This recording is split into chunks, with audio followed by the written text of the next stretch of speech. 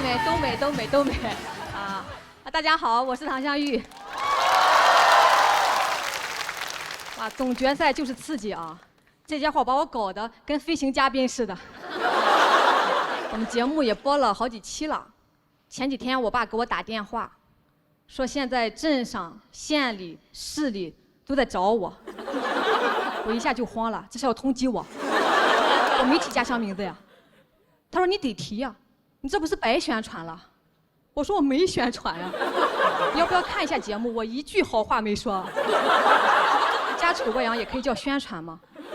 高情商这一块还得是山东人哈。跟我说还要来采访他，怎么教育的？我说有没有可能人家说的是你怎么教育的？是不是太自信了？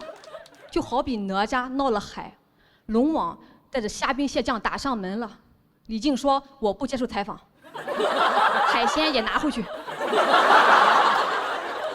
根本听不进去，已经飘了整个人。当天就把自己的微信名从天道酬勤改成了湘玉爸爸。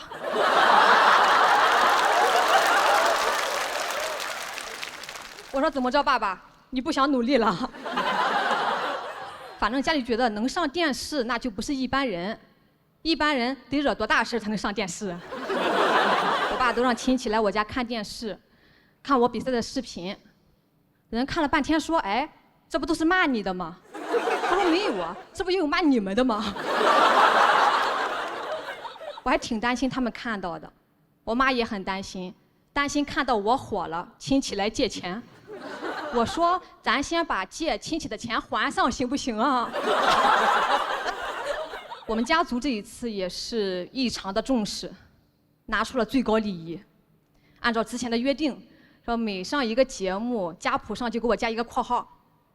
今年在我名字那一行，加上了喜剧之王。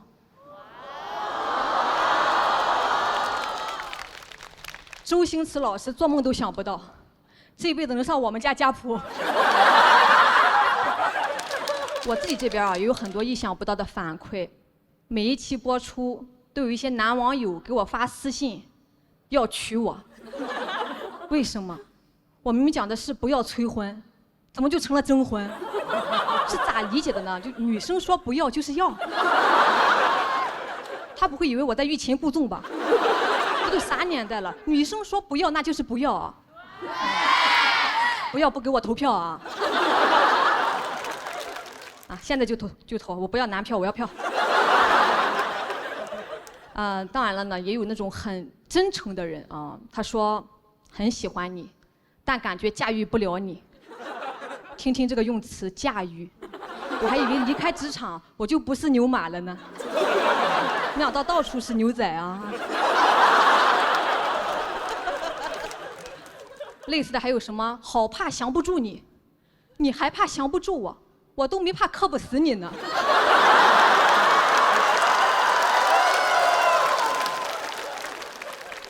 就关键这些私信我每次都点开，因为它开头写的很官方，什么唐女士您好，何时有空啥的，我以为是商务，没想到是家务。我好好给你演出，你想一出是一出。我做错什么了要当我老公？也不是不能商量哈，主要这关系发酵的太快了，一下子太甜我也接受不了，我还是喜欢自然一点，慢慢来，微微发酵就挺好。就像统一无糖春福绿茶，里面的绿茶创新采用微发酵工艺，带来温润自然茶香，真的是恰到好处。这个商务也是恰到好处，真的爱我你就给我商务，钱在哪爱就在哪。但是呢，我说实话哈，真的要说真的，我承认我也驾驭不了男人。你看我这么能，我也驾驭不了男人。你别说驾驭了，我有时候都理解不了他们。就前段时间流感的时候，我看到了一个很暖心的热搜，说老公误把酵母粉当感冒药给老婆喝。酵母粉是想把老婆也微微发酵吗？是怎么做到的呢？就黑灯都干不出这种事儿啊！有些评论更加的迷惑，说哎算了算了，我老公也这样，我老公还给我喝过期的呢，这怎么还卷起来了？笨蛋老公爱上我。更有甚者说习惯就好，大猪蹄子常规操作。我最不理解大猪蹄子这个词，明明是一件很危险的事儿，为什么要说的这么糯唧唧呢？猪蹄子可没惹，不要丑化猪蹄子，人家没有这个猪脑子。但我不敢想象这个事儿如果是女人干出来的，评论区得是什么样？那可能不是大猪蹄子，那得是小金莲子。大郎，起来喝酵母粉了。咱们家做炊饼的，这玩意儿管够，多喝点儿。这么多年你也该发起来了。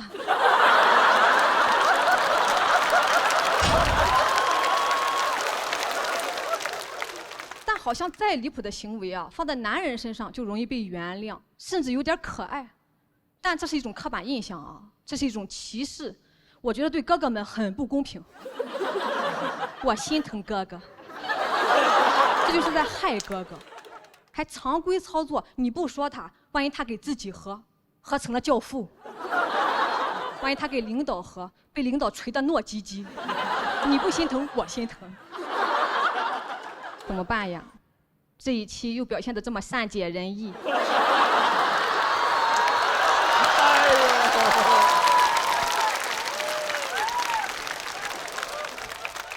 播出之后又会有一大批人爱上我，但我真的求求了，不要再给我发私信了。我现在事业上升期，没有时间驾驭你们，牛仔很忙的。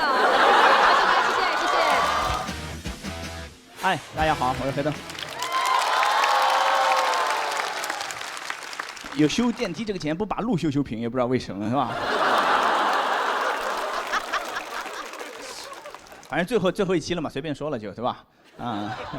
播也播到现在了，我也收到了一些评论，有一条说黑灯还是挺好笑的，但始终没有跳出盲人这个身份。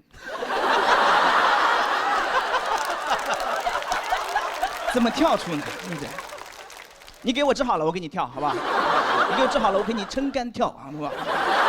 老是盲人视角，盲人我能有个视角就很不错了，就。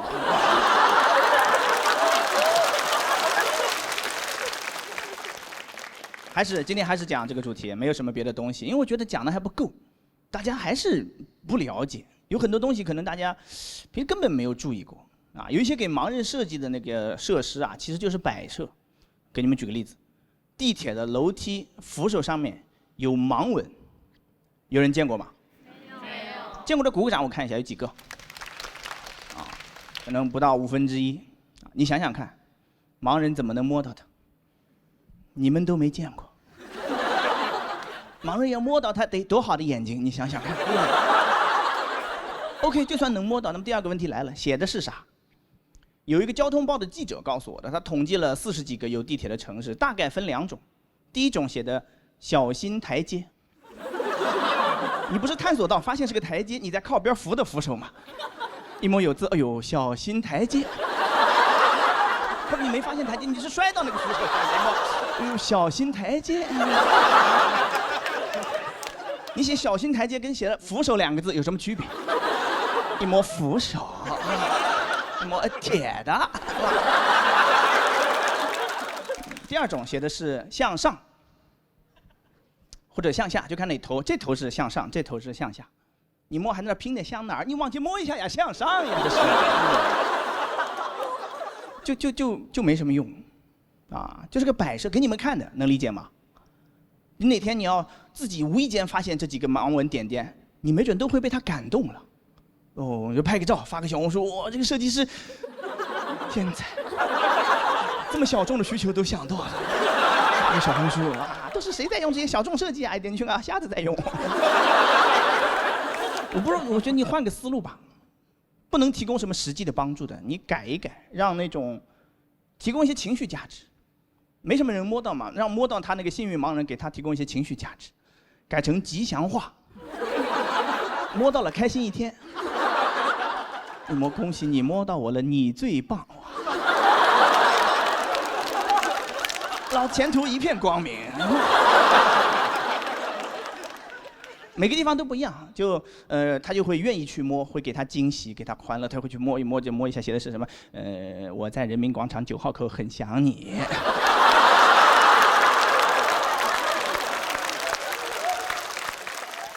还有一个也是类似的，这个应该都见过，那个也是在地铁里盲道，这个见过吧？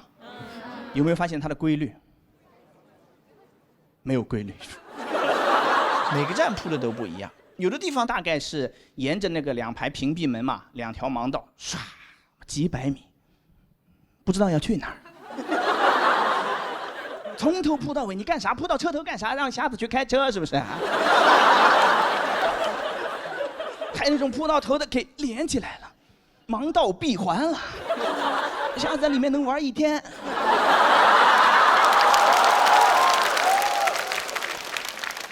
你要这么铺，我大概就理解思路了，知道你不太出门，出来一趟多锻炼。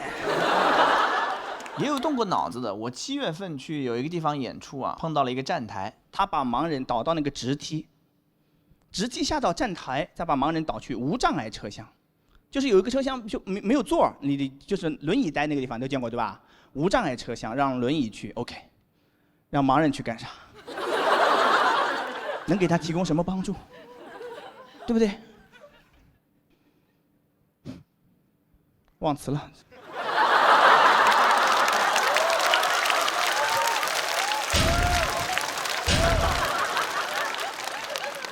看不了提词器，让我想一会儿哈。他没有提词器的。你知道为什么会忘词吗？本来前面有个商务，然后被一个主动的人抢走了。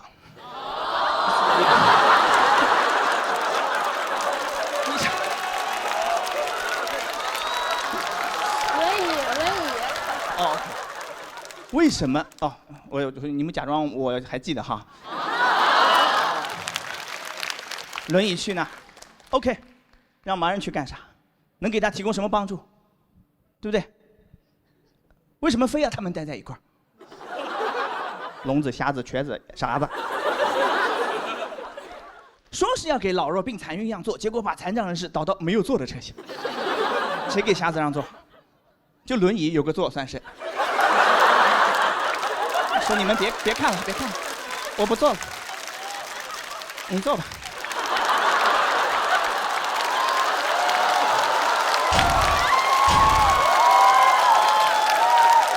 我虽然一条腿，但这么多年独立惯了。你坐吧，你坐。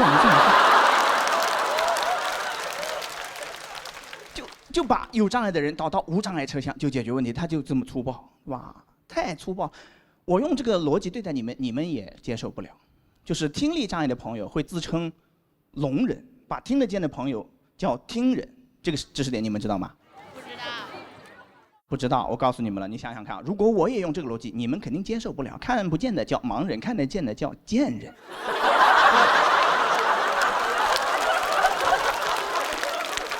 接受吗，贱人们？接受吗？接受吗？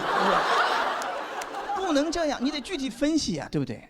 啊，所以我觉得这些东西啊，这些盲人设施就应该让盲人自己来弄。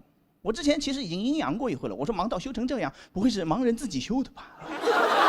当时只是开玩笑，回去想了一想，有道理，就应该让盲人自己来弄嘛，他们是用户呀，对不对？对。不对，我们是用户。再修不好，也不能怪别人了，是吧？我再上一次为盲道生气是去年11左右，看到一个热搜，说有个地方在修不锈钢的盲道。不锈钢下完雨之后跟溜冰没有任何区别，就这么爱吃，路上都是虾滑。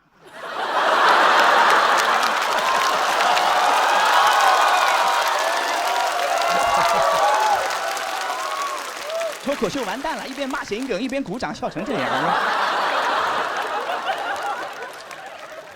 当然，个人的力量要做这个事情肯定是不行的，我们要成立一个机构来推动这个宏大的工程，对吧？反正不能交给其他机构，他们很难和残疾人真正的共情。我们弄一个机构，啊，宗旨是消灭对残障的歧视，让每一个残障人士都过上像普通人一样的生活。这名字叫普联，普通人联合会，只招残疾人。招一些盲人来修盲道，第一解决盲道不好的问题，第二解决就业的问题。是会铺的慢一些，但你不要催他就好了。修好了你又不走，你着什么急呢你？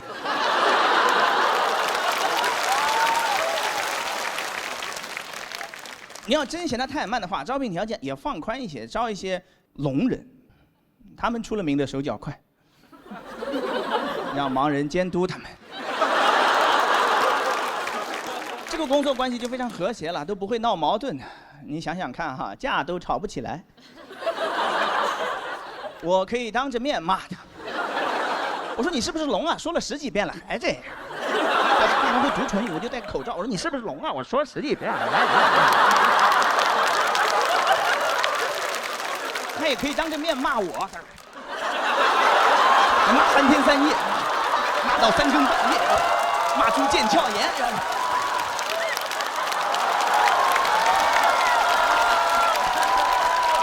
盲人心如止水。本来这个段子还能更好笑，只能比这个手势，其他手势他们不让比。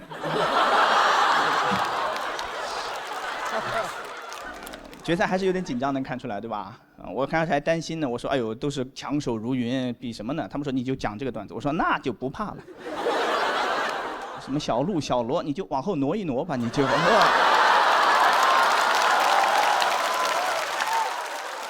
什么富航、刘洋、梁梁就是。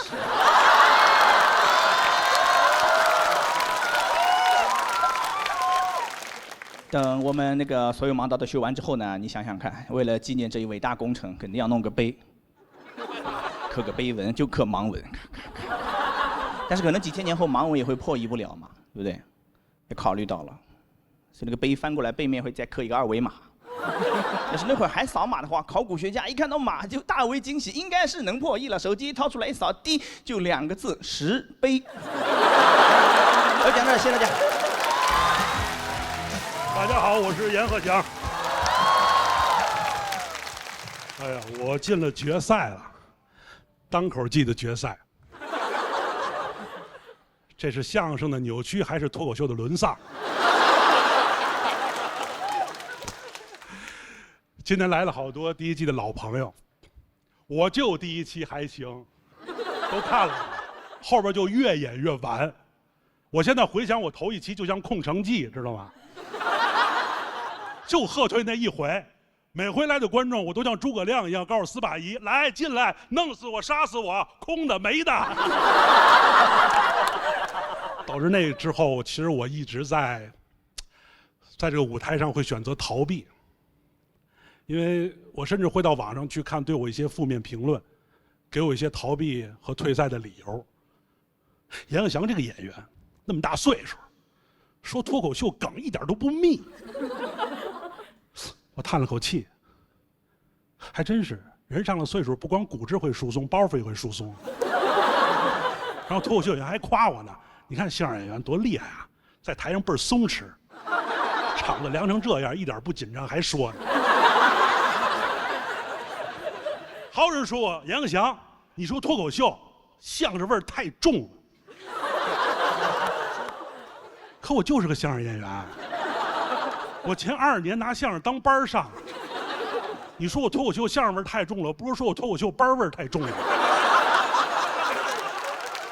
然后人过来跟我解释，阎老师，这个班味啊，它不是相声味儿，这班味是我们年轻人现在面对职场、面对领导那种敷衍的状态。这是什么乱七八糟的？又是我呀，这叫班味儿。我说这就是相声味儿啊。还有人说，阎鹤祥，你说脱口秀像说评书的，这点我得承认，我就是来取经的，因为现在没人听评书了，天天都在刷短视频，10分钟看电影，谁还听我们讲故事？没有刘备、关羽、张飞、赵云，都是小美、小帅、德彪、丧彪。我们现在在剧场说评书都改了，请您欣赏传统评书3大白骨精。列位请看，这个猴他叫小帅，这个姑娘她叫小美，小美可能还不知道，再过几秒钟她就会变成一堆白骨，这已经是她第3次被打死了。正在这时候，打那边来了一个丧彪。哎，书说至此，姐妹们都会问小美白骨精身上穿的衣服链接。请关注屏幕右下角的小黄车，评论区有优惠。哎，我们这些传统意识跟不上这些所有的东西，我们都在选择逃避。所以后来我就开始骑摩托车周游世界。哎，有记者采访过我说：“严老师，你为什么要当时选择骑摩托车呢？是因为喜欢机械吗？”我说：“不是，是因为那时候说相声赶场。哎，赶场不都应该骑共享单车吗？”我说：“我那时候没有共享单车。我那时候如果有共享单车的话，你就会看着我骑共享单车周游世界。我还没出河北就被扫走了。”还有说的，严老师，哎，您觉得您周游世界最重要的是不是诗和远方啊？我说最重要的是钱和假期。哎，那您是不是追求风一样的感觉呢？我说完全是为了耍帅。哎，那您是不是要走到世界尽头才会回来呢？我说没有，有挣钱的活我马上就回来。哎，严老师，那您看我们报道的时候，是不是让您回答那么写？我说别介，一定按你问的那么写呀。这就是没有办法的事儿。我还要面对我妈。我妈觉得我40多岁不结婚有问题。完了以后呢，我跟她说我要周游世界，我妈就觉得我要离家出走。因为我10几岁的时候离家出走过一回，那回是因为我早恋。然后我妈跟我说：“儿子，你怎么了？10几岁的时候你要领一媳妇儿回来，妈阻止你离家出走。现在你40多岁，妈逼你领一媳妇儿回来，你干嘛还要离家出走啊？”我说：“妈，这叫 call back， 知道吗？”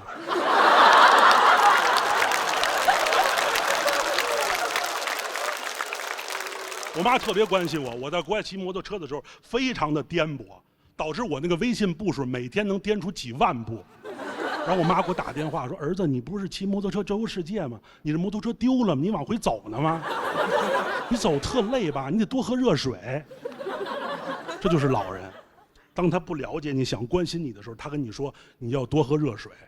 我说：“妈，您了解我吗？您老让我多喝热水，你研究这跟我爸学的是吗？您了解我，您知道我干嘛吗？您知道我烦什么吗？你就让我多喝热水。”我妈说：“儿子，我想了解你啊，你为什么不说相声了？脱口秀是啥呀？你为什么不结婚啊？你为什么离家出走啊？”我说：“妈，您多喝热水吧。”所有都是逃避。我逃避跟父母的沟通。我最逃避的是什么事儿呢？其实是郭麒麟。说到这时候，所有人心里都会说，他又来了。阎鹤祥这个无能的人，他不说郭麒麟，他就讲不了段子。但是，郭麒麟不是我的段子，郭麒麟是我的处境。我其实比每个人都不想提郭麒麟。为什么？因为当郭麒麟最火的时候，我几乎在北京是不见生人的。为什么？因为我一旦认识一个新朋友，不说10句话，他就会跟我说：“哎，郭麒麟还说相声吗？”所以我就骑摩托车，我想离开、逃离我这些处境。我从北京出发，我走河北，我走山西，我走陕西，我到西安，我过内蒙，我到宁夏，我出新疆，我到中亚，乌兹别克、塔吉克、吉尔吉斯、哈萨克斯坦，我进伊朗，走土耳其，过黑海，到意大利，过阿尔卑斯山，我骑到了德国，我进瑞士，我到法国，我到意大利，我跨过大西洋，我到美国，我到阿拉斯加，我走东海岸，我走西海岸，我走过66号公路。我走过中美，我走过墨西哥，我走过危地马拉、洪都拉斯、尼加拉瓜、厄瓜多尔，我到南美洲，巴西、秘鲁、乌拉圭。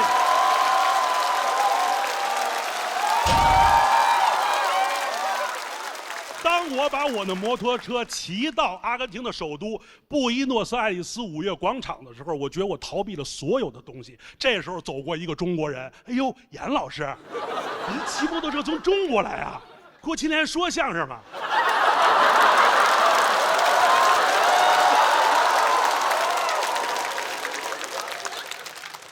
我觉得我一定会逃避这些东西。我从阿根廷一拧油门，我又骑了几百公里往南去，穿过潘帕斯草原。你们知不知道地理上有个概念叫对指点？就是你站在这个地方，直处地心，穿到地球的另一面，那个点叫对指点。如果北极的话，南极就是它的对指点。我找到了我家的对指点。这个地儿在阿根廷潘帕斯草原和巴塔哥尼亚高原的交汇处，巴西、阿根廷有一个重要的河流叫内格罗河的下游，一望无际，全是草原，什么都没有。你站在这个地方，是离你所有处境和困境最远的地方。你不能向前后左右多迈一步，因为多迈一步你就离你的处境又近了一步。往前走可能是父母催婚，往左走可能会失业没工作，往右走就是爹妈都老了，往后退一步我把我摩托车碰躺下了。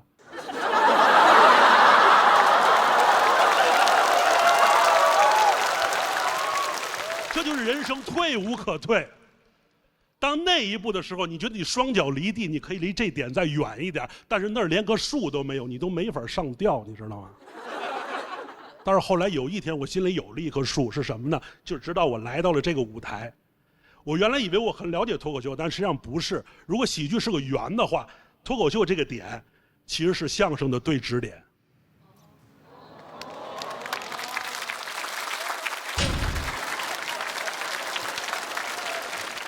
就是如果走心的话，我们是最近的；如果不走心，可能就是最远的。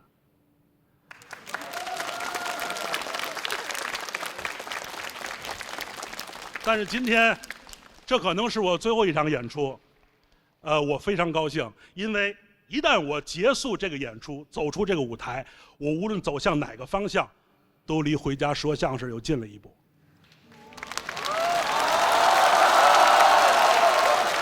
这就是我今天最后的演出，也许无法改变，但请不要逃避。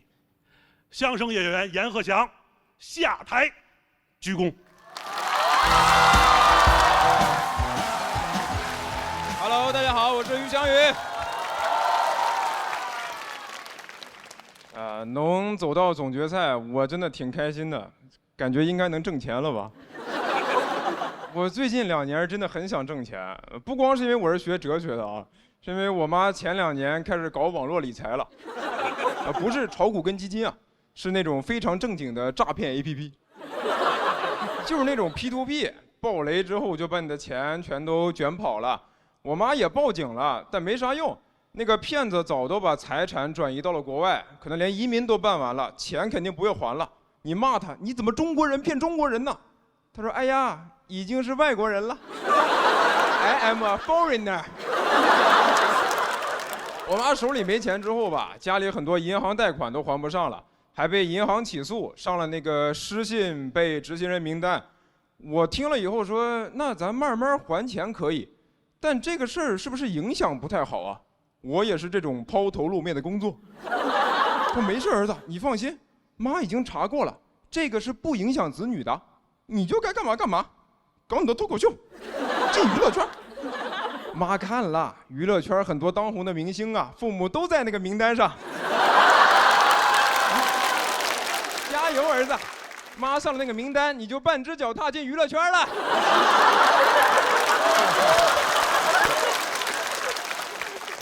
然后我妈为了要还钱，就想找点挣钱多的活儿，但人上了年纪也没啥能干的。他就决定去干月嫂和育婴师，因为家长舍得给孩子花钱，工资还可以。他就跟我说，他正在努力学习如何带孩子。我说：“妈，你不会呀？”他说：“不是，儿子，我是在学习更加科学的方式。妈以前带你的方式都是错的，我现在已经学会了科学喂养，给小孩开发大脑，鼓励式教育，让孩子感受到爱。”我听完觉得我感受不到爱了。我以前咋没有这些呢？我那个心情就很复杂，有点像看到前任对别人更好了，我意难平啊！我用我的整个青春和童年教会了他如何爱别人家的孩子，我都不敢问他：“妈，那你爱我吗？”我怕他说：“儿子，爱过。”而且我妈这个人还挺可爱的，她会忍不住想要跟我分享她的进步。但有时候看到他对别的小孩越好，我就越羡慕和嫉妒。有时候他给我打电话，也不聊他的生活，也不聊我的生活，就聊那个小孩。有一次他跟我说：“儿子，妈今天带那个小孩呢，弄倒了一杯水。”妈本来想骂他，但我想了一下，他在探索这个世界，我就没有骂他。我记得你小时候这样的时候，我肯定骂你，你爸还叫我揍你呢。我当时就有点生气，但又不知道该怎么表达，因为我大脑没开发。我妈有时候跟我打视频都会带着那个小孩。有一次她在给那个小孩早教背古诗，她就说：“来来来，快给小雨哥哥也背一个听一下。”那小孩就：“羌笛何须怨杨柳，春风不度玉门关。”我说：“小弟弟，你知道这首诗表达了怎样的思想感情吗？这里面用了一个拟人的修辞手法。”一个怨字表达了诗人对不幸童年的叹息和对原生家庭不满的愤慨之情。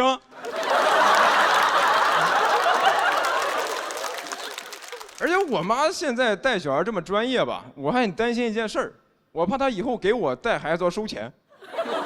别到时候我说妈，我们都要上班了，你能过来带一下孩子吗？妈，叫什么妈？叫李阿姨。跟谁俩妈妈的呢？我以后在家只能叫爸，李阿姨。感觉我爸二婚了，李阿姨确实对我挺好的，是真把我当亲儿子。但是我吐槽归吐槽啊，我还是很佩服李阿姨的，因为她业务能力确实很强啊，经常会有人给她送锦旗。去年过年，她还跟我说她要升职了，她要去美国带孩子，啊。因为有些美籍华人还是想找华人带孩子，可以学汉语、学传统文化嘛，就想从国内雇。开的条件确实挺好的，就包机票、包签证过去，开的工资也很高，开$9000一个月。我听完说这个月嫂一定要女的嘛，那不是美国嘛？我可以自我认同为一个阿姨。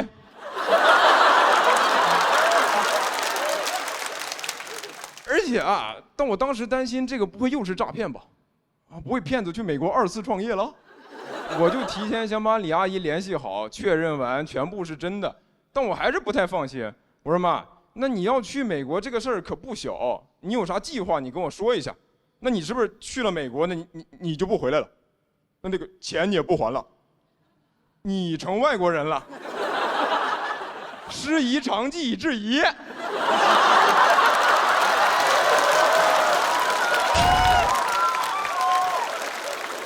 不是儿子，妈肯定是要还的。你看妈的计划是这样的，那不是$9000一个月吗？那我在美国干个1-2年，就能快点把国内的债给还清了。我心想说，妈你野心也太大了，你让中国人骗的钱让美国人还，还真是50岁正是闯的年纪。但是他最后肯定还是没去美国啊，因为他还在那个名单上面。然后我上一轮录完回家，他还在跟我聊这个事儿。他说在国内带了5年孩子，也终于能把钱还完了，也不在名单了。还跟我说，儿子，妈这几年挺对不起你的，人家都是父母帮忙铺路，你反倒要担心爸妈，妈跟你说声对不起。我说这有啥的，这不写了5分钟段子吗？我也没想着你帮我进娱乐圈，但我决赛圈可就靠你了。王队，谢谢你们，谢谢李阿姨。Hello， 大家好，我是刘洋。一路走过来耍帅，然后牙磕到话筒上了，刚才。总决赛了，然后跟大家聊一下今年的一些变化。今年首先有一个显而易见的变化，在2个节目里面都取得了非常卓越的成绩。说实话，我现在人性都有点变了，我现在开始装了，你知道吗？尤其是回答记者提问的时候，采访的时候，记者问，2个节目都一直赢的感觉是什么样？我说，是一种超越了主观意志的失重感。他说什么意思？就是飘了，还是什么意思？但是我今年最大的一个变化是我今年当爸爸了。谢谢大家。然后有了一个儿子，叫小野。他出生非常有意思，跟各位说一下，他出生在4月30号，给各位科普一下，4月30号是国际不打小孩日。一出生带给我一个信号，但是我不怕，因为我不过洋节，我。然后他还有一个冷知识分享给各位，现场你们算来着了，就是刚满月的婴儿不会说话。哎，很多人不知道这个事儿。刚满月的时候，我们俩把他接回家，我在电梯里抱着我儿子，一个老大爷执着地问我儿子：“你多大啦？多大啦？”我说你告诉人家呀，没礼貌呢。不好意思，大爷，这孩子特别不会说话，但是他不会说话，特别能哭，就哭起来真的哄不住。我已经想尽一切办法了，就不知道咋办。你在这抱着哭，给安抚奶嘴哭，你在这抛接他哭，单手抡哭，拿运球投篮哭，不知道该怎么办。他哭得最狠的时候，我忽然意识到，完了，将来我跟他一块坐高铁，我会被骂到死。而我对这事儿无能为力。如果高铁上还有一个脱口秀演员把骂我的这个事儿写成段子，我就彻底完了。我儿子只是丢脸，我连段子都丢了。所以我想了一个策略：如果我跟他一块坐高铁，我要抢在所有人之前先生气。我要先假装不认识我儿子，然后我儿子一哭，我就站起来，谁家小孩？谁家小孩放我旁边哭呢？有人哄没人哄啊？没人哄，我哄了啊！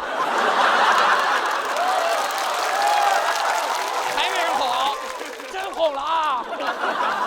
刚好带着个安抚奶嘴儿，来孩子谈上。我呀，就是一热心肠，平时也不帮忙。这孩子我都不认识，你多大啦？多大啦？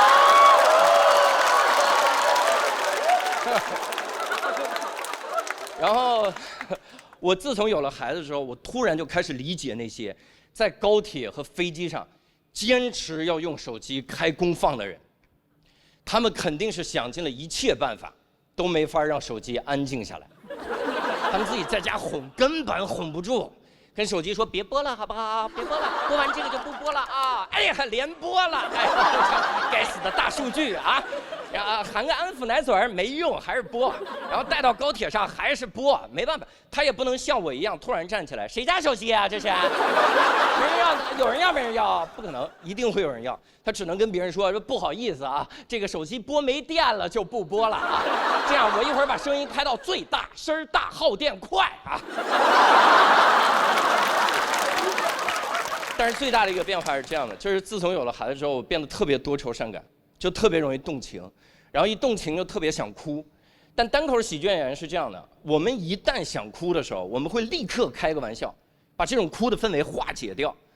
比如说我有一次参加我最好朋友的婚礼，台上真的很感动，我坐在桌上，我眼泪就在眼眶里转，然后旁边一个人问你感动啦，我说啊还不上菜，饿哭了我都，基本上就是这个水平。但是有了孩子之后，就你真动情了之后，你发现你开这种玩笑，水平直线下降，没有任何人懂。我自己，他刚出生的时候，就是我自己在产房门口等，因为我老婆剖腹产不让我进产房。你知道在产房门口是很焦虑的，你也不知道孩子什么时候生，门口也不会有一个倒计时，在那放着3、2、1，当爹了。不会有这东西，我就在那徘徊，我说什么时候生？突然我听到一个婴儿哭，我说啊，这是婴儿哭吗？还是一个猫叫呢？这个季节也是闹猫的季节。然后护士说刘先生可以进来，我说我家闹猫了。我一进来，护士跟我说刘先生恭喜你母子平安。我先看我老婆平安，我说太好了。我说我看一眼我儿子，他就指着一坨红色的东西说这个。我说这是我天，你很难形容那一坨东西，就是一个无毛猫直接扔在那边，一个小婴儿那个胎毛就这么噌就炸，就感觉他被世界吓了一跳去，然后整个四肢就控制不住在那乱挥舞，然后整个脸皱缩，眼睛还瞪大，就完全跟反祖了一样，整个婴儿。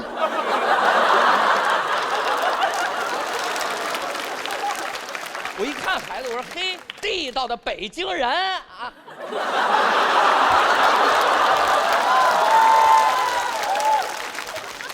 我的理性告诉我，这孩子太丑了，我天，真丑。我的感性告诉我，他太好看了，我为他挡子弹。然后我的理性感性一交织，我整个眼泪就往上涌，在眼泪就在眼眶里打转。然后护士问我，起名字了吗？我说起了，叫红毛小星星。大冷场，产房都冻上了，护士连梗都不接，就让气氛尬在那儿。你至少接一句啊。哦，那先生是姓洪吗？你至少。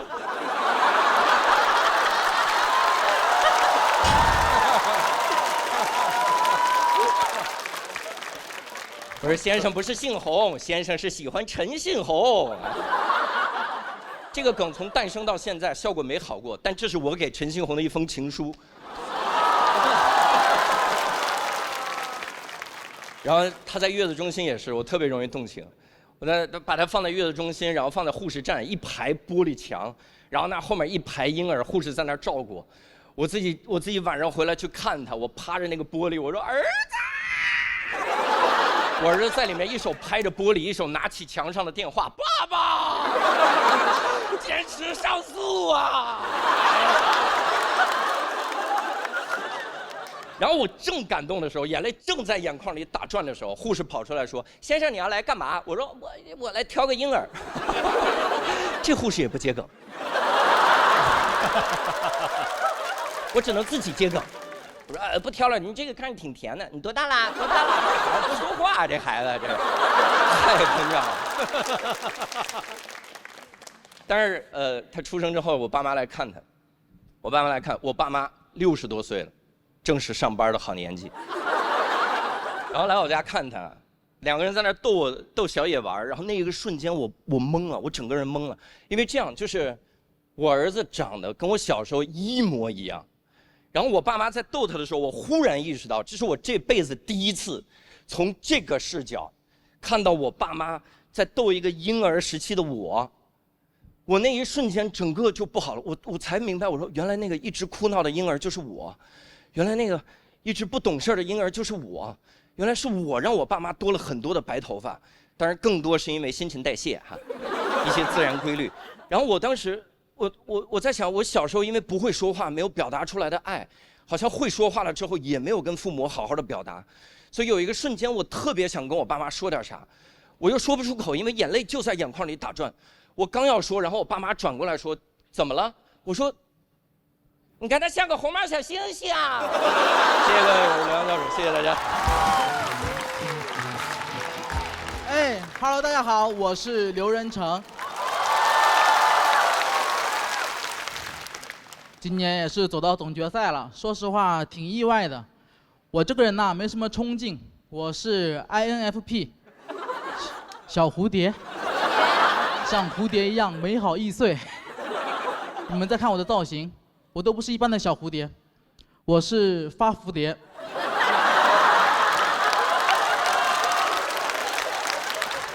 发福了的发蝴蝶。没有小孩的人就讲这种段子。我是小野的朋友小蝴蝶，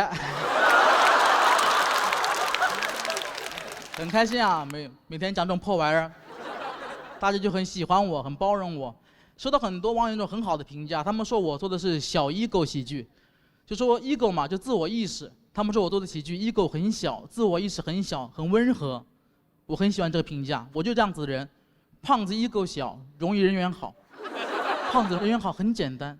只要你每一次被陌生人喊胖子的时候，你都跟我一样露出憨厚的微笑，你就会是一个人缘很好的胖子，朋友越来越多。但你要选择回复我认识你吗？你精神病啊？我是你爹，那你可能会是一个人缘很差的胖子，比如罗永浩老师。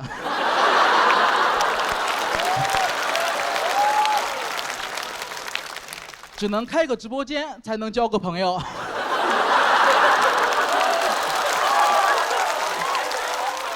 一边交朋友一边卖货，所有的友谊都被命运暗中挂上了小黄车，并标好了价格。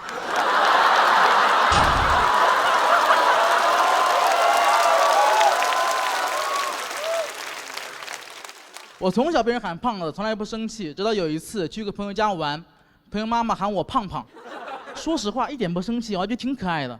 但我朋友突然开始维护我，说你怎么喊别人胖胖呢？你考虑过别人的感受吗？他要是跟你一样喊你丑丑，你开心吗？哇，我当时真的非常感动，这是我这辈子第一次遇到一个人这么在乎我的感受，同时这么不尊重自己的父母。但我很喜欢这个朋友，因为他虽然说是个不孝子，但他不孝胖子。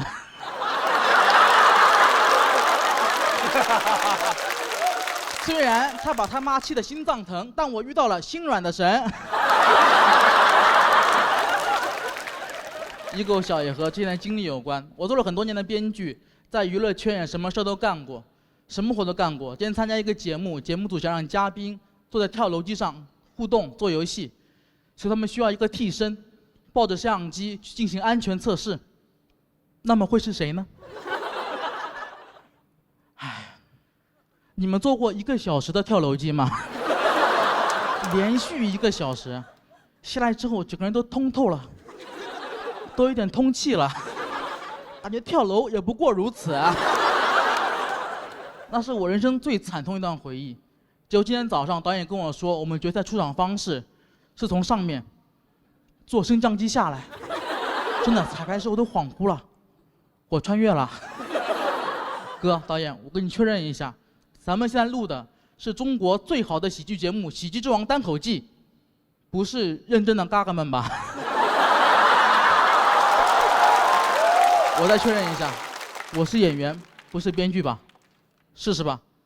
那你找个编剧给我测试一下。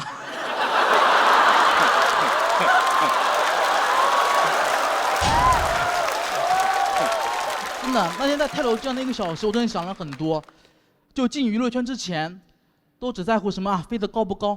那1个小时，我只关心安全带锁得紧不紧。我知道娱乐圈越高越危险，最重要的只有安全。要想不摔死，就得把下半身牢牢锁死。以后别人再问我娱乐圈的目标是什么，我说5江上下而求索。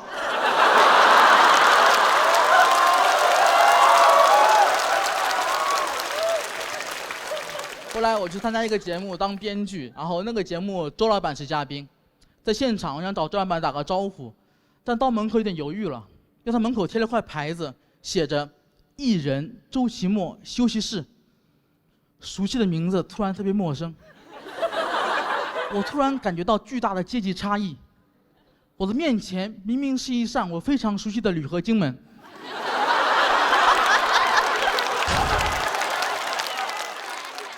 都感觉变成了最熟悉的陌生门。就那一刻，我有一种闰土拜访鲁迅的感觉。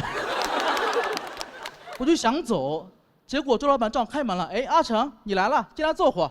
我说不用不用，我先回去了，周老爷。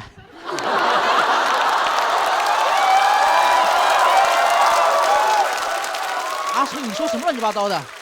来，今天吃点水果，这是西瓜，这是山楂，这是不锈钢叉。我说谢谢周老爷，我先认了。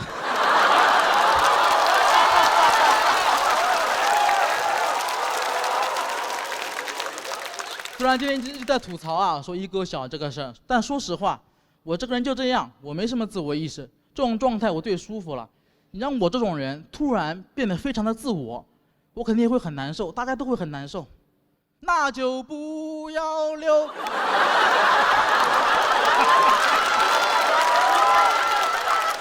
突然的自我。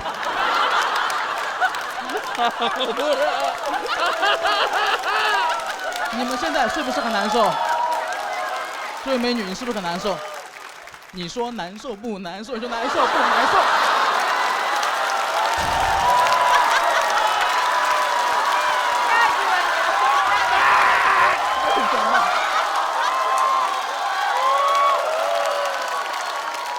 突然的赵丽蓉老师，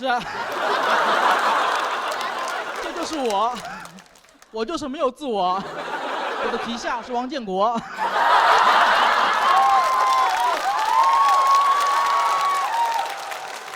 说这么多啊，我就一直坚信，我们一够小、没有自我的人也能做好很多事。比如最近我家的门窗生意真的好了很多，跟我没有关系，因为最近台风很多。大家都想加固一下门窗，那为什么今年台风很多呢？会不会是在亚马逊流域有很多小一狗的 INFP？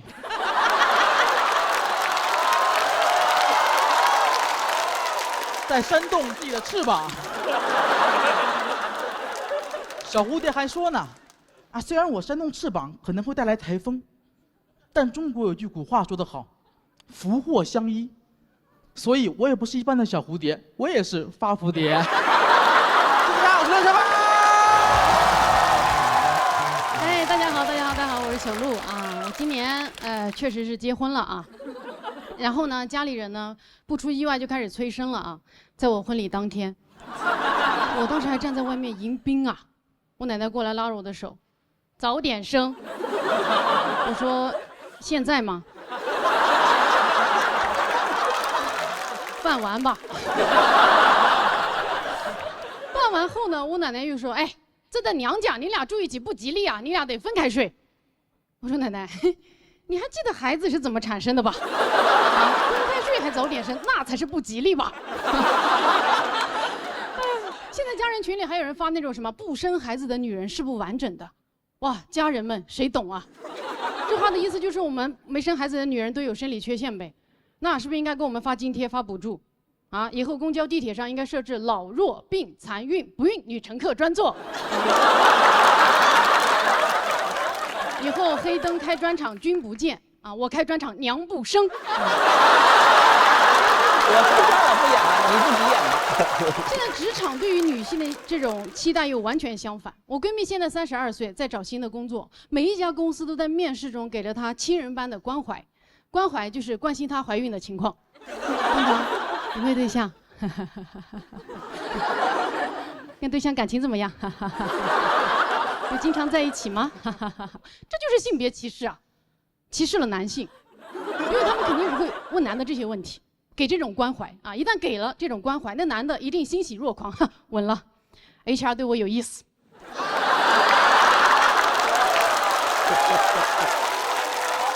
你感觉现在啊，职场对于招聘女性的要求，你要很有才能，但是不会怀孕，也就是怀才不孕。这不是皇后对安陵容的要求吗？好可怕呀！再这么发展下去，以后这些公司会被办公室里点麝香，往女员工的冰美式里倒避子汤。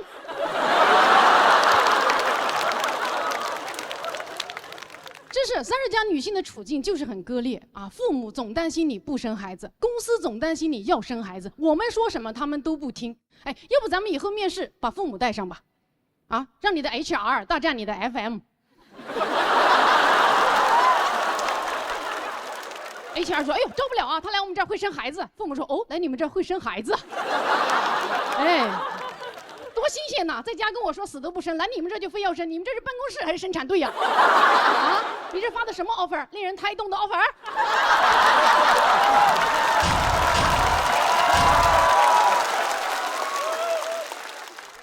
但是你说我们30加女性考虑生育，那也无可厚非嘛。因为医生专家都不断的说，如果女性要生育，最好在36岁以前。哇，这话在我听来就像是我的每一颗卵子上面都刻着一排小字 ，best use before。而且我们女性生育还是有个 deadline 的，我又不像男人一样至死都是有生育力的少年，我绝经了我就绝后了，我就没有卵用了。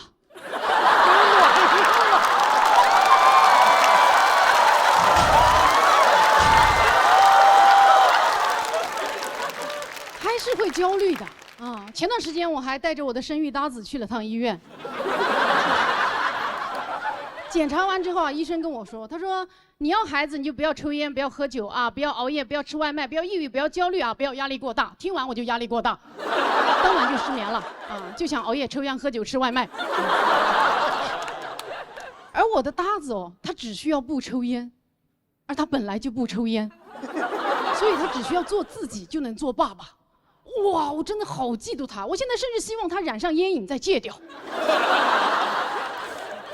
我突然感觉妈妈、爸爸这个组合好像凤凰传奇呀。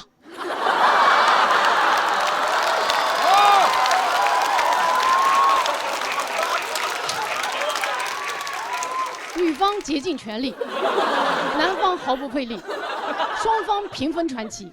啊，男方仅有的存在感就是女方说要不要孩子呀？他说要。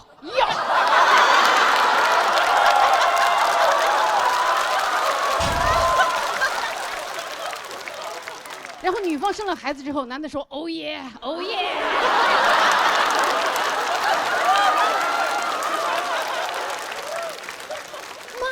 爸爸这种职称难道不应该按劳分配吗？对吧？妈妈把孩子生下来，那男的首先是哥哥，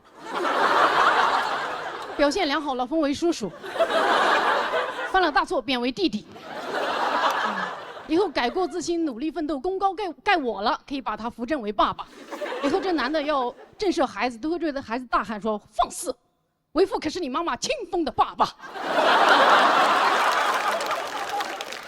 现在确实啊，嫉妒已经使我有些丧失理智了啊！我现在有时候会甚至看着我的搭子，心想，明明我俩之间他是那个更适合生孩子的呀，啊，他比我健康，比我健壮，而且我们女性生育会出现的什么脱发、痔疮、大肚子，那都是男人中年本来就要得的。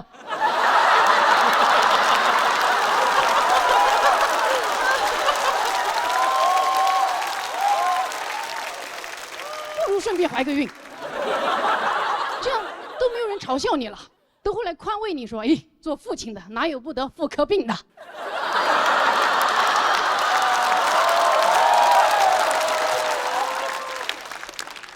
对于孩子，我现在真的是既怕生又怕养啊！我很怕我有了孩子，我的孩子就有了软肋，因为他妈是一个脱口秀演员，以后这个孩子在外面，别的小朋友只需要一句话就能击碎他：“你妈好尬呀！”而我如果真的当了妈，万一啊没有平衡好孩子和段子，那我确实就会变尬。到时候我可能会去道德绑架我的孩子，说：“妈妈生你之前不知道有多好笑，要不是生了你，妈妈早让人笑死了。亏你个不孝子！”我都不敢想象以后我的孩子写作文会怎么写我啊。我的妈妈是一个脱口秀演员，她每天晚上都不在家，她要么在剧场，要么在酒吧，整晚跟人嘻嘻哈哈。夜深人静了，她才回到家。昏暗的台灯下，妈妈佝偻着背，那是她看自己的段子笑弯了腰。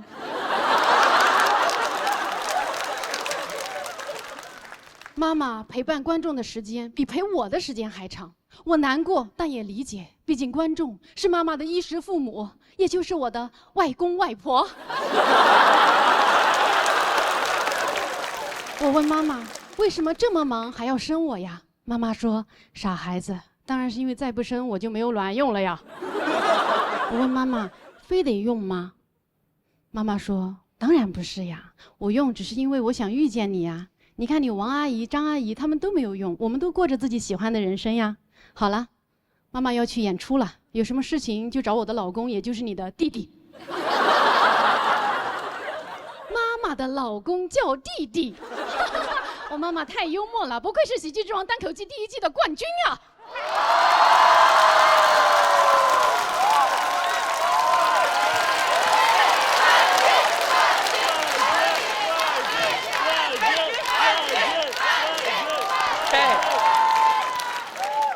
外公外婆们的眼睛是雪亮的。刚才这些话都是孩子说的啊，大家如果听了的话，就往心里去啊。好，谢谢大家。哎，大家好，我是翟亚宁，谢谢。哎呀，特别好啊！到总决赛了，也快大结局了啊。我说几句心里话，朋友们，我来到这个节目确实有很多收获，真的，收获了很多负面情绪。我不明白为什么，朋友们，从第1期开始啊，大家给我贴标签儿，管我叫狠人，管我叫硬汉，说我是性张力拉满的东北猛男。朋友们，东北猛男这4个字，我感觉跟性张力没什么关系。我一听这4个字，就感觉这人智商没超过72，你知道吗？就感觉是某著名短视频平台表演咬打火机的那帮人。哎呀，真的很生气啊！不光这帮人给我贴标签，这帮演员也拿我开玩笑。我跟大家讲一个真事儿啊，就刘洋，在咱们演员大群里某一天发了一个视频，一个男人拿打火机烧自己头发，说这就是翟佳宁能干出来的事儿。没有任何一个人替我解释，全在下边发哈哈哈哈，就连黑灯都发哈哈哈哈。就那一刻，朋友们，黑灯在我心里名副其实的势利小人啊！用了一个谐音梗啊。朋友们，真的，我一直在努力摆脱这个标签。我给各位老师都递过麦克风，对吧？我跟导演组说的最多的一句话就是配合，我都配合。直到上个礼拜，我看见导演组给我备注的是翟佳宁老师（括号杀人犯版）。他们一直鼓励我杀进总决赛是字面意思。朋友们，真的，我也是个人呐，我也要脸呐。我现在什么心态？朋友们，麻了。我想以正常人的身份跟大家相处，我摊牌了，我超雄行不行？对吧？你们不就想要这个吗？我性张力拉满。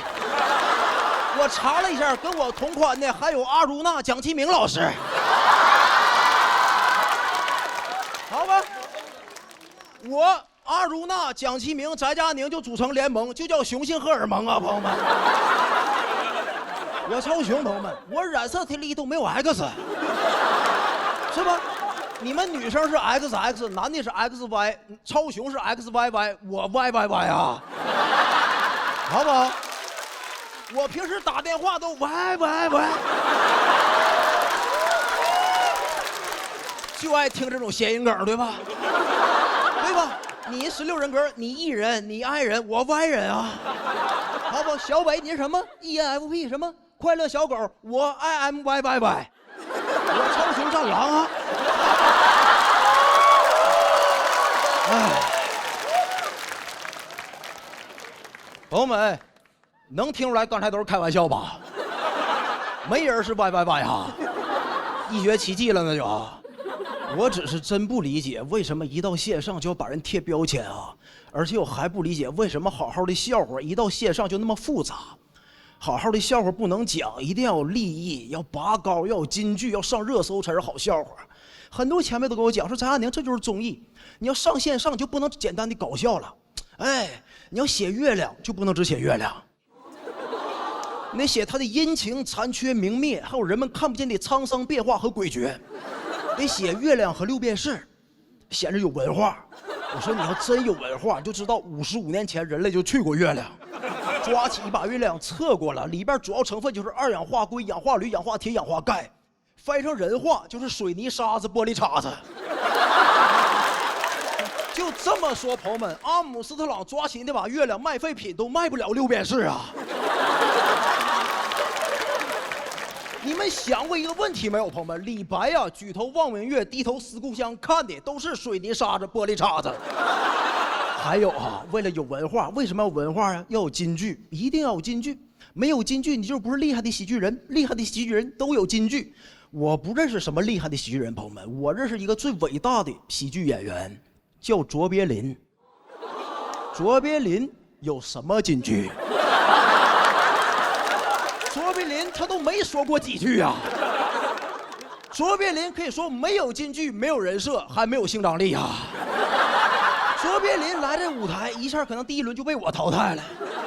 你能想象卓别林有金句吗？啊，朋友们，卓别林跟摩登时代里一边拧摆手一边喊：“我不是牛马，我是人，我不是牛马，我是人。”太棒了，他立马就从最伟大的喜剧演员变成欢乐喜剧人了。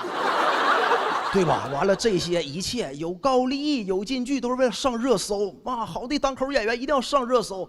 我真不明白，朋友们，什么时候热搜成为咱们搞笑人的追求了？你但凡了解一点脱口秀文化，朋友们，我就问一句：热搜把脱口秀害的还不够惨吗？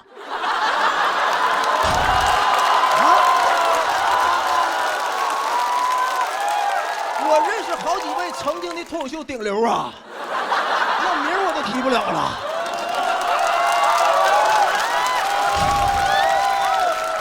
这辈子最后悔的事儿就是上热搜啊！兄弟们，咱们搞笑吧，别追求那热度了，我怕再热，脱口秀行业都收了哈。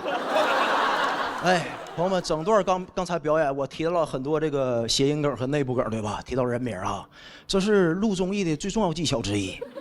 但我感觉咱提的还不够过瘾，我看每个人都提，对吧？他们只提一部分人，是吧？刘洋啊、付航，我感觉咱今天就在这舞台上把这个游戏拉满，咱们把所有的总决赛选手全踢一遍。咱们都玩过那个游戏吧？把自己的好朋友编在一个故事里。咱们开始啊！我是一个超雄探险家，我叫翟佳宁。哎，我早晨起床要出发去到刘仁城啊，寻找美丽的宝藏唐香玉。为此我要经过浏阳河。我快快乐乐地敲着小锣走过一条小路啊。此时天空突然乌云密布，下起了余香雨。我看不清前方的道路，好在这时候突然亮起了黑灯啊。在黑灯的指引下，我找到了宝藏，召唤出了神兽郭麒麟。他说本来还有一个搭档叫阎鹤祥，但是跨界去说脱口秀了。朋友们，整段故事到现在你发现没？少了一个人名，付航。为什么？付航他不是一个人名啊，他是咱们人类的好后名啊。哎，朋友们，总决赛了，让我上个价值好不好？朋友们，我不理解为什么脱口秀一定要拔那么高的利益，我也就想搞笑。朋友们，我不是营销号啊，对吧？我只想认认真真搞笑。我不是东北猛男，我是单口喜剧演员，我叫翟佳宁。感谢每一位理解我的朋友，再见，谢谢。哎，大家好，我是小罗，大家好。很开心录到决赛，快下班了啊。对，其实写单口本身这件事情让我觉得很开心，我觉得到决赛也很不容易。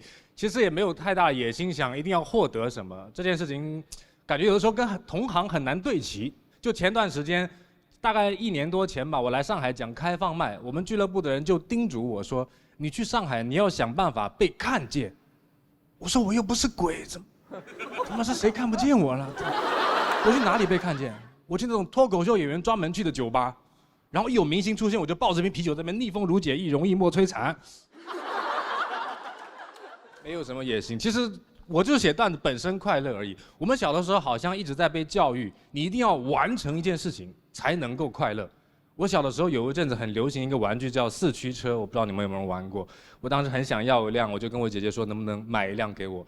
她就说如果你现在就要，我就只能给你买盗版，但如果你能忍到期末考结束，我就给你买正版奥迪双钻。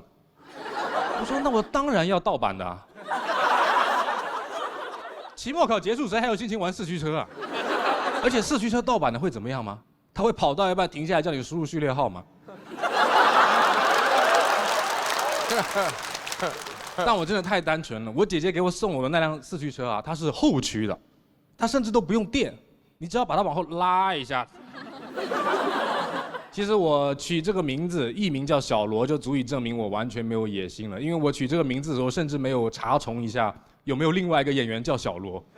就有的你们知道上海有个演员叫小罗的吗？就我讲了2年单口，我才发现，我就在微博给他发私信，我说你好，我也叫小罗，我也说脱口秀，请问你会红吗？我想说你要红，我可能就要换 ID 了。他就很大度，他说放心吧，我不会红的。过了一会儿，他问我你会吗？其实名字也是个代号而已。我之前有个更朴实的名字，就是我妈妈本来给我取名字叫罗雨生，因为我是下雨天出生的男孩，就是我们那个年代取名字就是这么随便，下雨天出生就叫雨生，刮风天出生就叫风生，教室里风声雨声读书声。后来我妈跟我说，我改名没有叫这个名字，是因为我出生的那一年，我的老家经常下雨，有太多人叫雨生了。你在小区里面喊雨生，会有4、5个雨生跑出来，你知道那是一种什么感觉吗？那是一种与生俱来的感觉。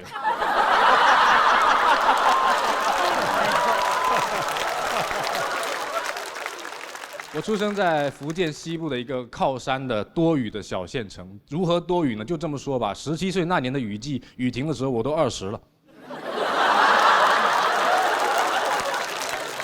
极其多雨。县城不像城市市政建设那么好，会有很多积水，下过雨很多小水坑。我整个童年最讨厌的事情就是有的小朋友他自己全副武装，他穿了雨鞋，他就会故意去跳那个水坑，然后那个水就会溅在你的小白鞋上面。这是一种非常高级的霸凌，他不亲手打你，他让你的妈妈替他打你。你知道有的小朋友他穿了雨鞋，他就故意踩水坑，他干的地方他就不踩了，他是这样子跳着水坑回家的。我不知道怎么形容这个画面，就你们玩过打水漂吗？就老师说放学喽，小朋友就回家了。后来我索性我受不了了，我就开始穿那种3、4块钱一双的塑料凉鞋，那个很好，你们塑料凉鞋不怕弄脏，对吧？甚至一场大雨过后，它更干净了。我是一个凉鞋爱好者，我9岁的时候跟着我们全家搬到厦门这个城市，当时我就天天穿着凉鞋。但我发现，就是城市的小朋友他们不穿凉鞋，他们甚至觉得穿凉鞋非常的土。我觉得你们真的不懂，我就在等一个下雨天，我要在下课之后给你们上一课。你知道城市的小孩就是会比较时尚一点，对吧？有的妈妈会把自己小男孩打扮得特别可爱，穿那种黑皮鞋，袜子拉得高高，头发烫得卷卷的。我刚转学过来，我看到他，我说哇，牛顿。很想要融入他们，就他们不懂我的，就他们天天说我穿凉鞋土，他们不懂我的快乐，我觉得他们不懂我下雨天竹杖凉鞋轻胜马的快乐，他们打车回家了。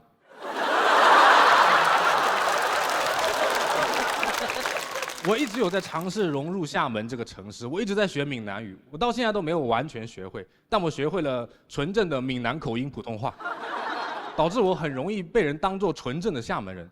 小学的时候，我经常中午会去吃沙茶面，有时候我点菜点到一半，阿姨就会突然切成闽南语。我说大肠、猪血、鸭血，她就说：“哎呦，阿迪啊，出来吧，猪家来讲沙爹米。”我说好。Shut up, just give me the bloody noodles.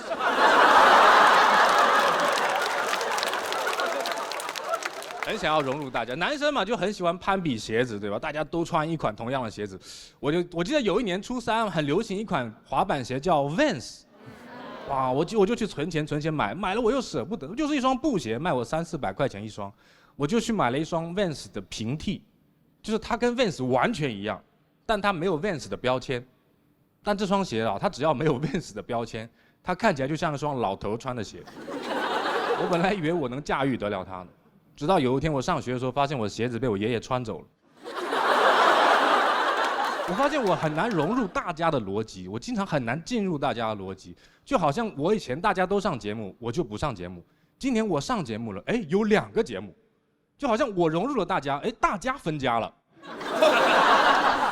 我到现在都没有理解今年为什么一定要有2个节目，好像资本一定要把我们分开一样，对吧？就现在看个综艺很难，你还要研究制作团队。之前我看个综艺，人家跟我说，哦，你看这个综艺你要去那里看，你看那个综艺你要到这里看，我去哪里看？我会员充在哪里就在哪里看。我只是消费者而已，我也不想管你们的资本逻辑。你真的在乎那些资本分分合合的事情吗？你们在乎这个电子公司合并了那个科技公司，这个公司合，你们那么喜欢合并，你们把共享充电宝合并了吧？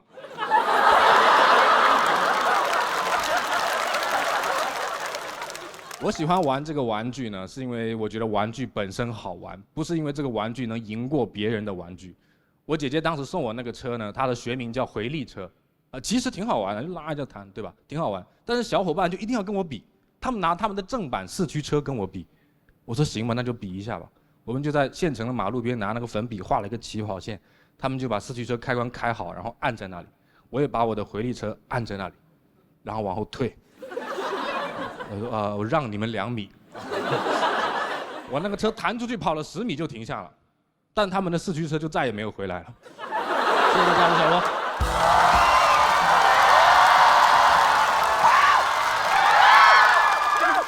其实啊，台下的我是非常内敛，甚至挨欺负的。我1年前打车的时候，我坐在副驾驶，我想放平了睡会儿觉，那个司机一直放歌，我说师傅能不能把歌关了，我想睡会儿觉。他看着我原话啊，他说不放歌我也睡觉。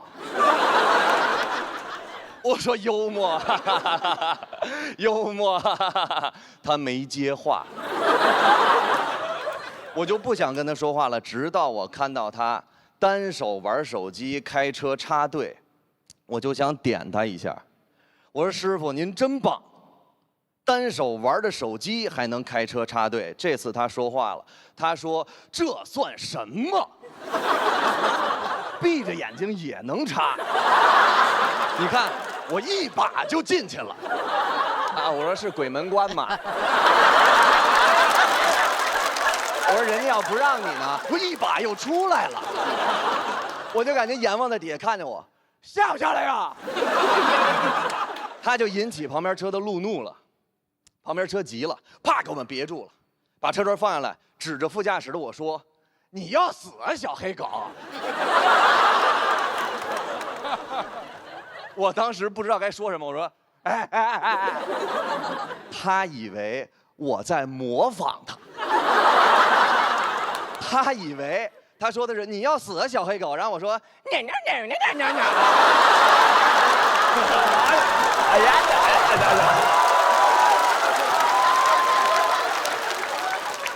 他急了，他把车门叭关上，把车啪横前面，下来，下来，我整死你，下来！那司机看着我，先生，您要下车吗？我说你是裁判呀。我死也不能下车呀！他走到车前面，下来，下来。当时他往过走，我说：“师傅，他过来了。”师傅，他过来了。那司机，我说：“师傅，他过来了，你把他打出去呀！你不打出去呀！”那个司机路怒的就站在车头说：“下来。”啊，他就一直骂我，把我兽性骂出来了。我也不是好欺负的，朋友们，我隔着车玻璃就给他作揖。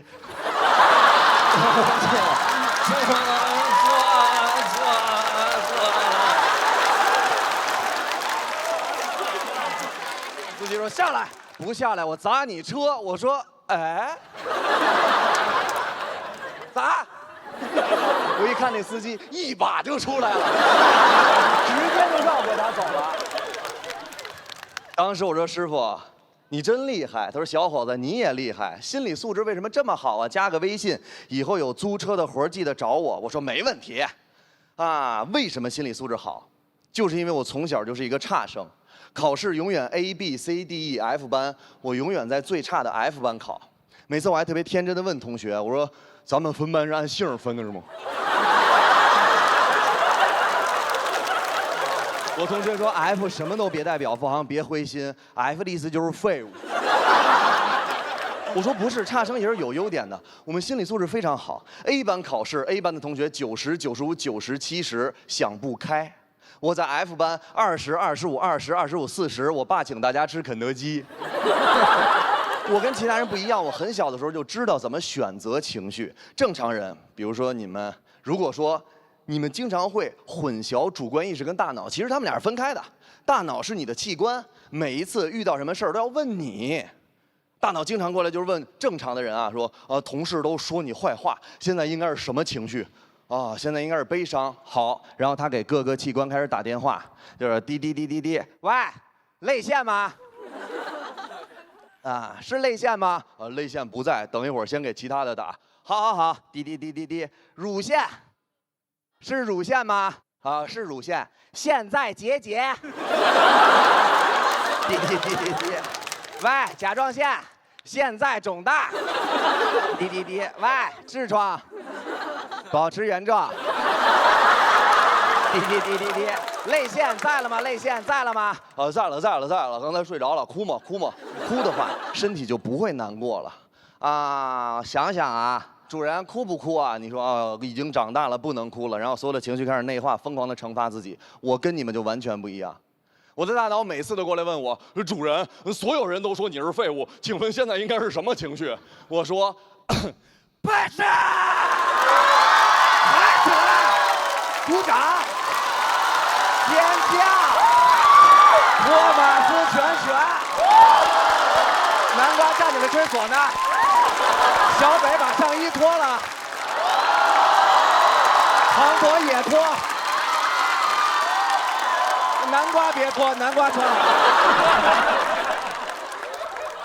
我的大脑跟我关系特别不好，我从来不问他意见，这也是我从小快乐的原因。我以前也是情绪的奴隶，直到我遇到我的人生导师，他是3年级的刘哥，所有人都说他是傻子，但是在我眼里他是天才。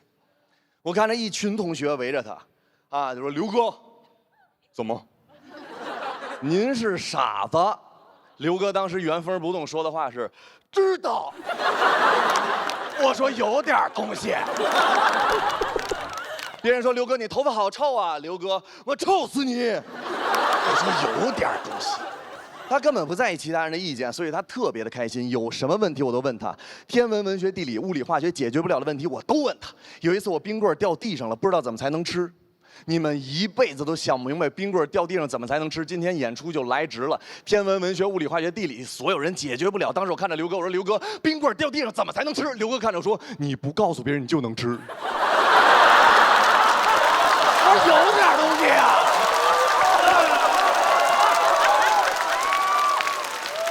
我看了上面沾的沙子，我说这咋吃啊？但是上面有点沙子呀。刘哥看着我说没事儿，兄弟，我帮你。他一把拿过来，缩了，把沙子啐了。你吃吧。我说先生大义，以身入局，胜天半子，但还不如带着沙子呢。你真是傻子呀！我拿下那根冰棍，我说这咋吃啊？这咋吃啊？走到学校门口，高年级看着我，冰棍给我吃。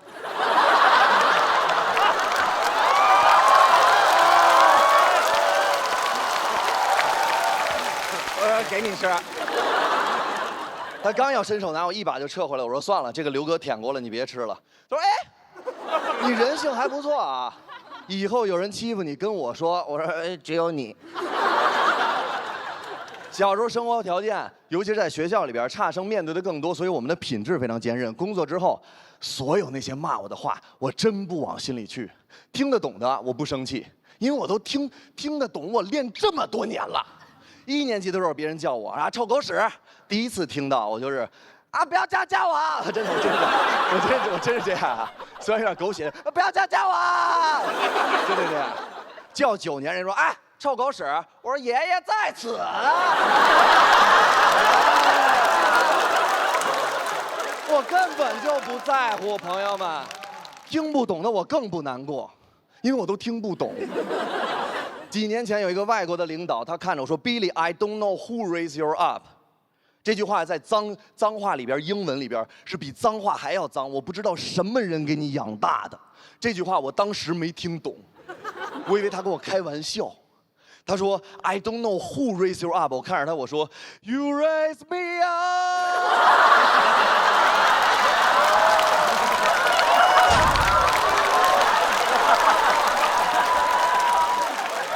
今年我才懂，这就是唯一一个能伤害我的话。这就是传说之中那种当时没听懂，突然懂了之后我非常痛苦，一直想报仇。啊，老天给我机会，前几个月他要离开北京，请我们这些老员工吃饭。啊，有的人给他送礼物，有的人说明天要开车送他去机场。我说不用你开车了，我认识一个司机。好了，朋友们，我开玩笑的，我没把那根舔过的冰棍给高年级，我也没有把那个路怒的司机推给老领导，因为我就想证明一件事儿，就是差生也是有优点的。谢谢。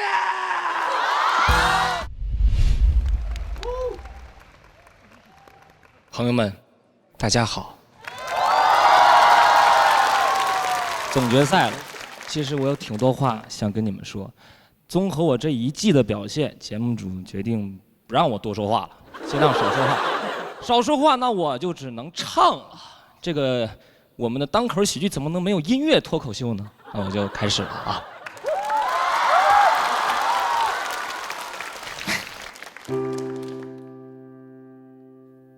耶，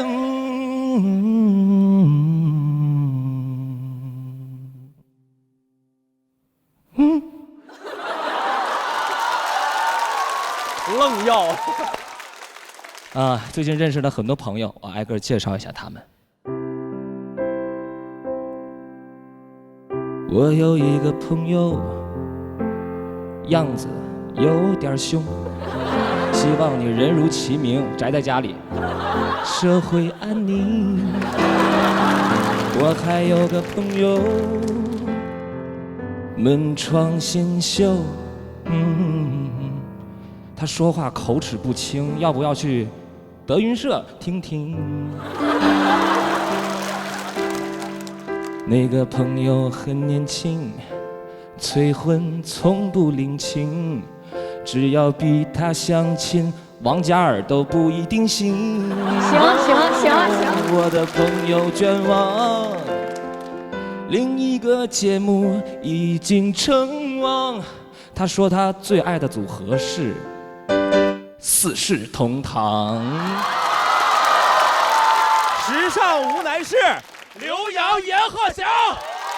刚说的朋友很神秘，他来到爱奇，他说他爱骑行，但我们都知道他是爱麒麟。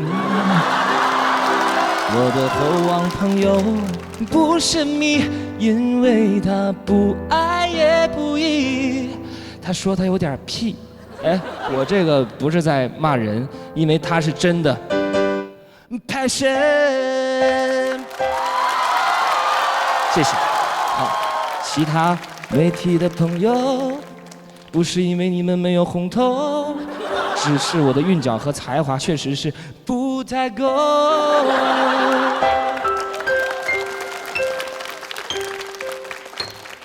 刚才那些呢，就是我最近认识的这些喜剧新朋友。我以为他们是全世界最开心、最快乐的人，但是认识他们以后，我发现有很多的负面情绪和心里对生活的一些苦恼。比如说，他们听到很多的声音，像我那位说相声的朋友。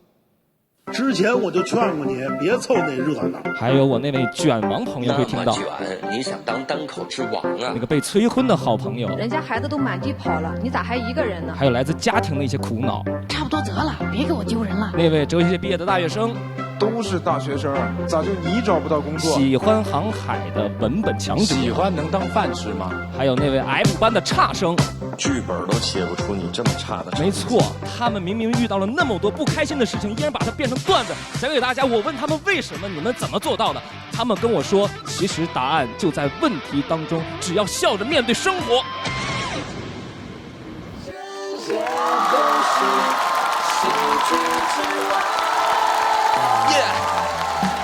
人没有梦想，还不如一条咸鱼。我们要用喜剧打败眼前生活的困局。我们眼望星光，哪怕心在沟渠，也要用尽全力，让危险的不再多余。我们是打不死的小强，我们是喜剧之王。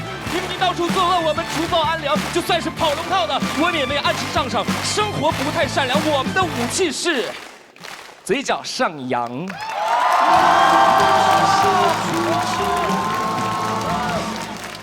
谢谢。什么都看，什么都看不到，也不是了。天亮之后就很漂亮。人人都是喜剧之王，我们只要笑对生活，黑暗总会等来阳光。到了。大家好，我是小北。大家好，我是新仔。我们是少爷和小狗。是少爷和小北。我特别的生气啊。因为今天导演组跟我说，这个环节只有我一个人，我不知道这个是什么。他干什么？新仔，这个坊间传闻啊，都说你这个人没有什么文本，而我恰巧又弥补了这个空白。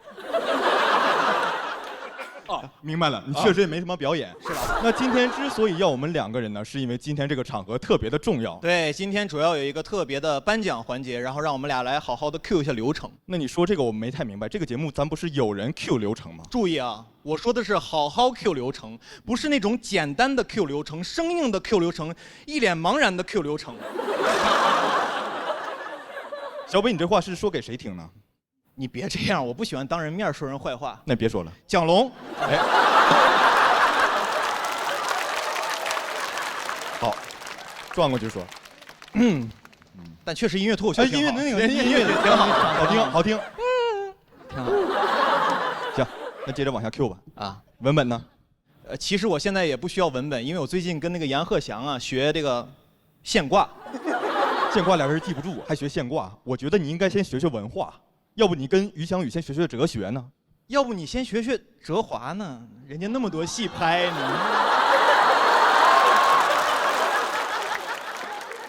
那是我不想吗？啊，咋的，小北，你是跟我提人是不是？啊，你讲脱口秀讲多少年了？讲7年了。啊，怎么就他们是喜剧老友呢？当时说好了，说我们5个一起来这个节目，结果最后就我一人在这比赛，就是人家喜剧老友把你蹬了呗。对，所以现在他们在我心里不是喜剧老友，他们是喜剧老登。你这梗巧妙呀！哎，你这梗巧妙呀！要不说你懂文本呢？你夸的也挺自然的，要不说你懂表演呢你。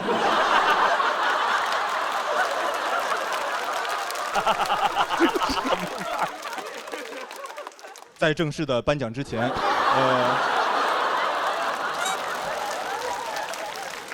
主持不容易吧？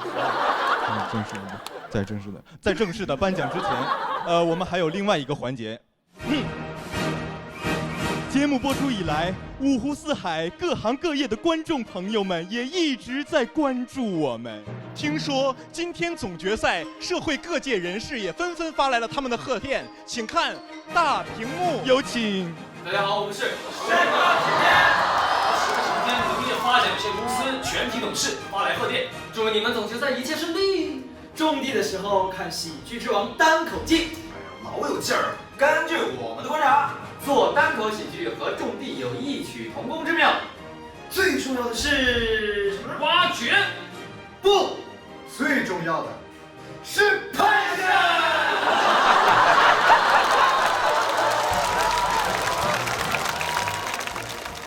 嗨，大家好，我是大鹏，也是一名单口喜剧的观众啊。从《喜剧之王》单口季播出呢，到现在我一直在追，7期不落，可以说是非常关注。这么多优秀的喜剧演员，通过各种高能的炸场，每次看的我都特别的过瘾。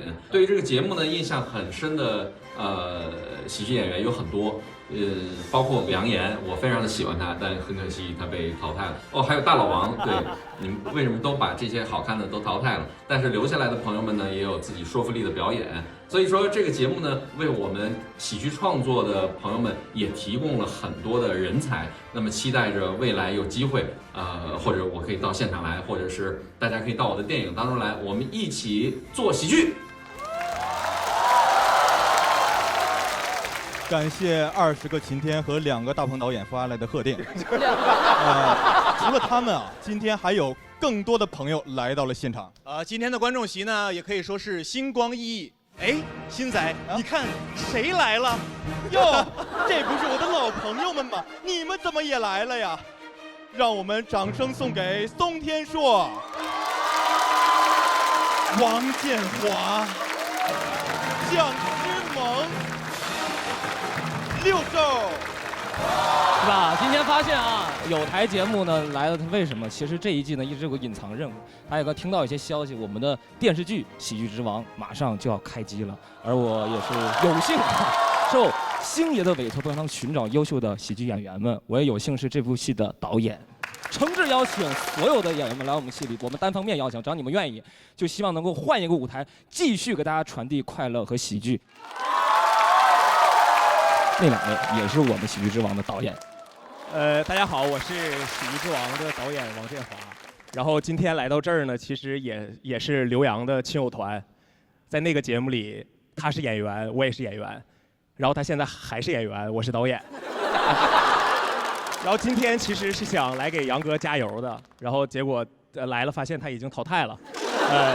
但我想说的是，就算你被淘汰了，我们这个戏依然欢迎你来，新仔，求你了。哎，然后开个玩笑，我们真诚的希望所有参加这个《喜剧之王》单口季的演员们都能来参加我们这个剧，然后帮我们这个戏增光添彩。我觉得钟一生度世人和钟一世度艺人都不如你们来度度我们，谢谢，谢谢，谢谢。天硕导演。虽然我也是这个《喜剧之王》的导演啊，但是其实今天我是以朋友的身份还是来的。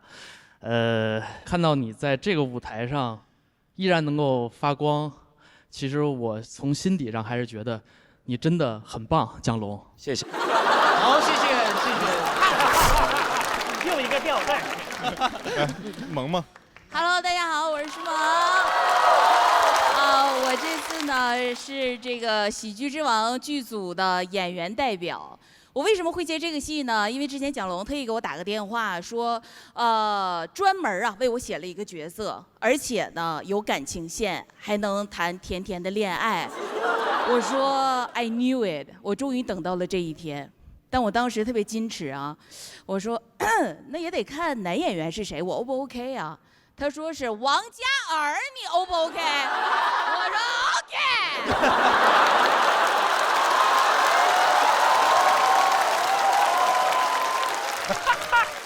然后呢，蒋龙还说有吻戏你演不演？我说 yes sir。没想到啊，第二天，蒋龙就跟我说，哎，这个嘉尔没时间，得换人了。但是你别担心，也是一个说唱歌手啊，音乐人。我说who is it？ 他说松木子。我说等一会儿。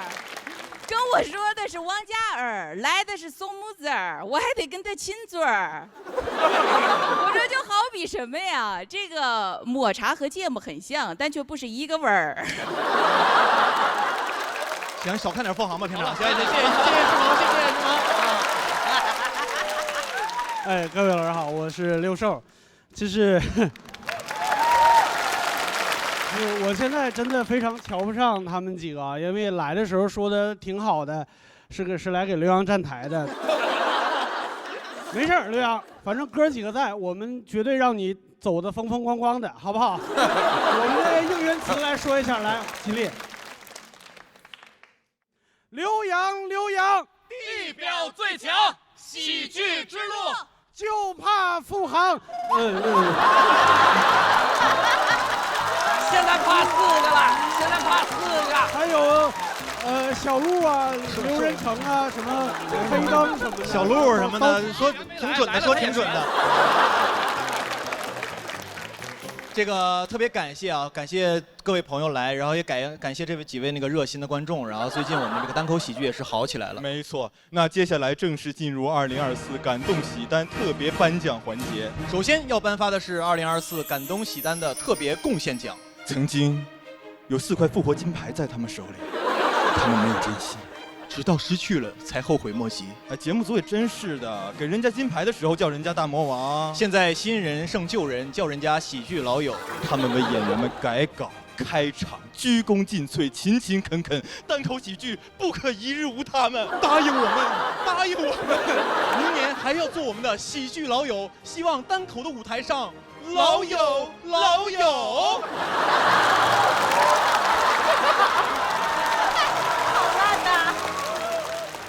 恭喜4位喜剧老友获得2024感动喜单特别贡献奖。演员代表南瓜将为4位献上一曲，以示感谢。不必了吧？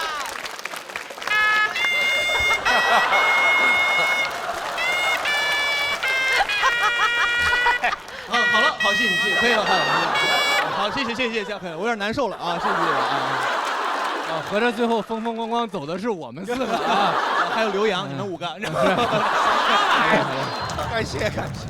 你俩明年就干这个啊！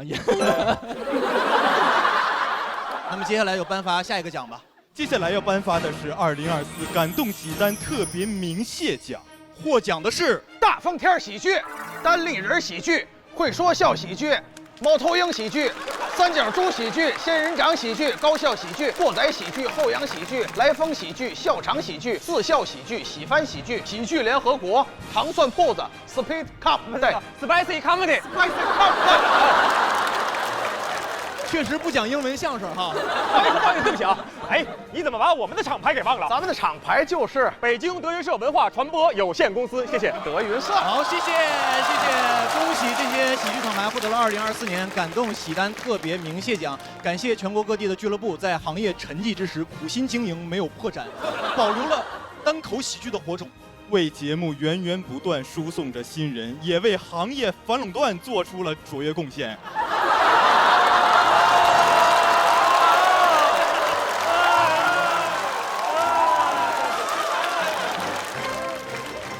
让单口喜剧百花齐放，喜剧因他们而精彩。希望大家继续培养新人，为明年的喜剧大考继续输送人才。接下来要颁发的是2024感动喜单特别有眼光奖，获奖的是全体赞助商。你们选择赞助一档全新节目的勇气令我们感动，以前你们没得选，现在你们你们选的不错。你们是真的懂幽默。没有赞助商的节目就像是一盘散沙，录2期就散了。今天我们相聚在这里，是为了感谢全体赞助商，祝你们发财发达。谢谢京都念慈庵、统一春福绿茶、爱他美卓奥、老村长酒、华为、肯德基对我们的大力支持。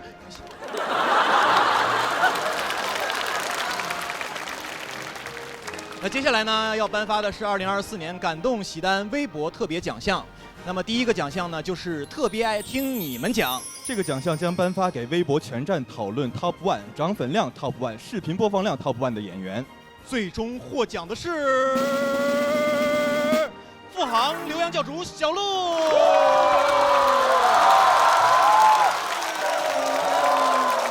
只有我在这儿。总决赛，巧不巧，有一个人在现场，我们采访他一下。来，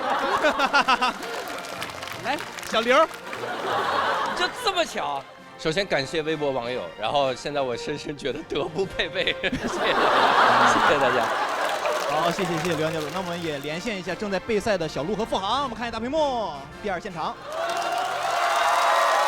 谢谢富航，有没有什么获奖感言？感谢微博网友。好，谢谢小鹿，谢谢富航，赶紧继续备战第2轮吧，谢谢你们，一会儿见，拜拜。那我们就颁发第2个奖，就是特别想 call 你们 back 奖。奖项由参与微博话题活动"谁是你心中的喜单遗珠"的观众朋友们投票选出。根据截止至9月30日中午12点的数据，获奖的是新仔、77和王悦。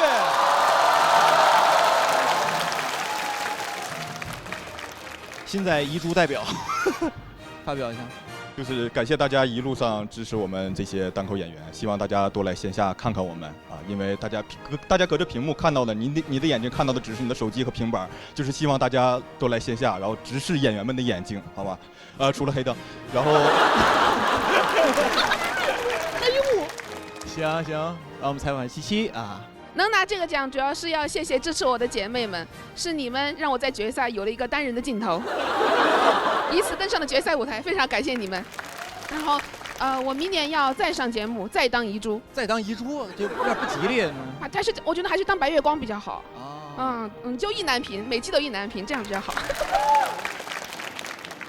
好，感谢大家觉得我是今年的沧海遗珠，明年杀回来比赛投票的时候，只想当你们的掌上明珠。哎呦，好嘞，谢谢。确实，今年很多演员都是大家的意难平。没错，比如说梁岩、意难平、大老王、意难平、毛东、意难平，半决赛淘汰的我，实至名归。我希望大家明年能再来。颁奖典礼到这里就要结束了，新仔，让我们。你忘记了一个最重要的奖项，没有了。2024年感动喜单的冠军是？没比呢，哥。小北，谢谢大家，谢谢。小北你疯了，谢谢，疯了。非常感谢大家为我投出宝贵的一票。我是给你投票了。还要感谢我的团队，你们自己一个人来。我的经纪人杨天真老师，我的马仔吴镇宇老师。我的助播娄永浩老师和我的捧哏郭麒麟老师，逗人谢谢他们4个为我保驾护航，谁也没保住你。朋友们，我们明年见。没比完呢啊！谢谢大家。Hello， 大家好，我是刘仁成。说实话，现在有点恨自己太幽默了。我真没能想到走这一轮，我第3轮时候大放厥词说我要走6轮，怎么还走了7轮？我也想看教主的表演。我真的很羡慕教主，因为他的第5位真的是我很理想的位置，因为我跟他一样都是舞迷。你看我身上带了个胡萝卜，我们都喜欢，对吧？都是舞迷，都是500的粉丝，然后。我一直在想怎么去安慰教主，刚刚临时想了个安慰的方式啊，就教主，虽然说你没有进第7轮，但这对你的婚姻比较好，因为不离不弃。然后，哎，说实话，今天没有想到能走这一步，所以说我在第7轮，我当然不可能开天窗了，还是准备一些内容，但是准备的是我在这个舞台之前的线下内容，那可能不是今天在舞台上最好的我，但那是在线下被大家喜欢的我，希望你们也能喜欢。我叫刘仁成，我身高1.68m，体重210斤，有点太胖了。前2天跟小鹿一块坐电梯，一进电梯，他显得非常害怕。我说你怎么这么害怕呀？你是不是有那个幽闭恐惧症啊？他没有，我有那个巨物恐惧症。我已经胖了20多年了。对于现在我来说，吃饭就像呼吸一样简单，这句话已经不太适合我了，因为我现在吃饭是很简单，但呼吸有点困难。我现在吃饭就像拿第4名一样简单。哎，我最胖的时候胖到过230斤。有一天我突然意识到自己再不减肥就要完蛋了。我怎么意识到的呢？前段时间我去家足疗店捏脚，我刚坐那，那个技师就开始抱怨了，他说你这个腿有我2个腿粗了。我就没有反驳，但旁边技师特别善良，想替我解围。你不要这么说话，哪有那么夸张啊？我看他也就。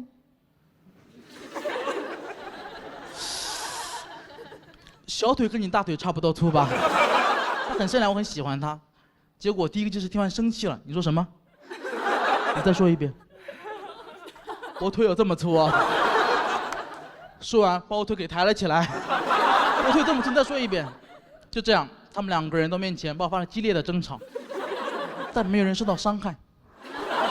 伤害都在我这里。我在旁边特别暗暗发誓，我说以后再也不来这按摩店了。我以后只去盲人按摩，但我自己想想没人用，我都害怕。我真去了盲人按摩，盲人技师摸摸我腿，小伙子腰挺细啊。我现在开始减肥了，去健身房买一些课什么的，但上海的课都太贵了，一课都要400、500，所以每次上课之前，我跟自己说，刘仁成60分钟500块钱，今天你1分钟也不要休息，今天把这课给上满。但每次上课只要上了5分钟，我就会冷静下来。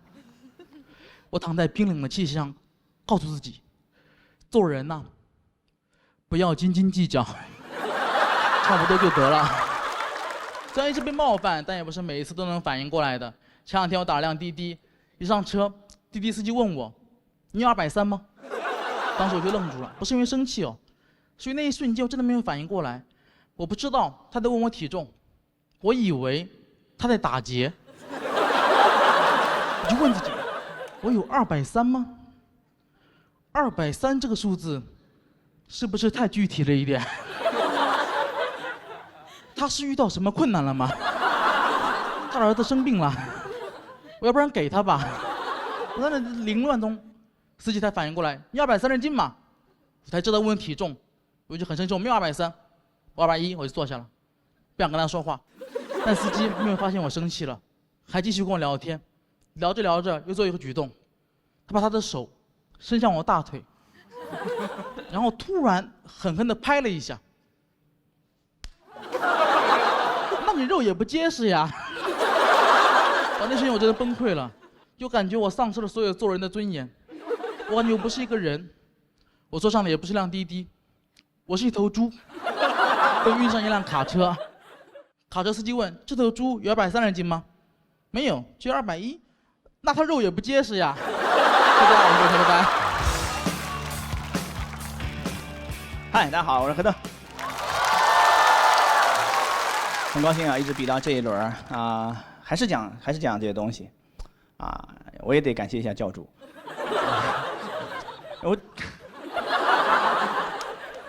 真的不是要挂他什么的，就是。我最早开始讲脱口秀的时候，其实也写什么租房啊，什么乱七八糟的各种段子。然后有一次听了教主的播客，他说我要有这个病，我先写他2个专场，所以我就写了好多这个东西啊。而且我觉得也感谢大家吧，大家能听进去，不会烦我。我身份也特殊一些，我以前能看见，现在变成了一个盲人。我感觉我现在就站在那根线上，就一脚跨一边，一个擦边，你知道吧？这个黑暗、光明沟通2界的使者。一个阴阳人，一个老阴阳人了。接着阴阳哈，其实啊，之前就上过一次综艺，上了之后呢，收到很多朋友的留言，各种奇奇怪怪的，你都想不到。问的最多一条说你能看见留言吗？这是最多的一条。最奇怪一条说你上厕所怎么判断擦干净了没有？你管我怎么判断呢？我自然有我的判断，也没人过来判断一下我的判断呀，对不对？我完全不会觉得冒犯，我很清楚，大家生活中没怎么见过盲人，不可能说你头30年人生没见过，今天第一次碰上一个，你就天然的掌握好这个尺度，边界在哪里，什么话能讲，什么不要，不会的，你没有接触过，没有练习过，不要紧张，没有任何谴责你们的意思，因为沟通它是一个双向的过程。不光你们不知道，盲人也不知道怎么跟普通人打交道。你想想看，你没有见过盲人，盲人更没有见过你。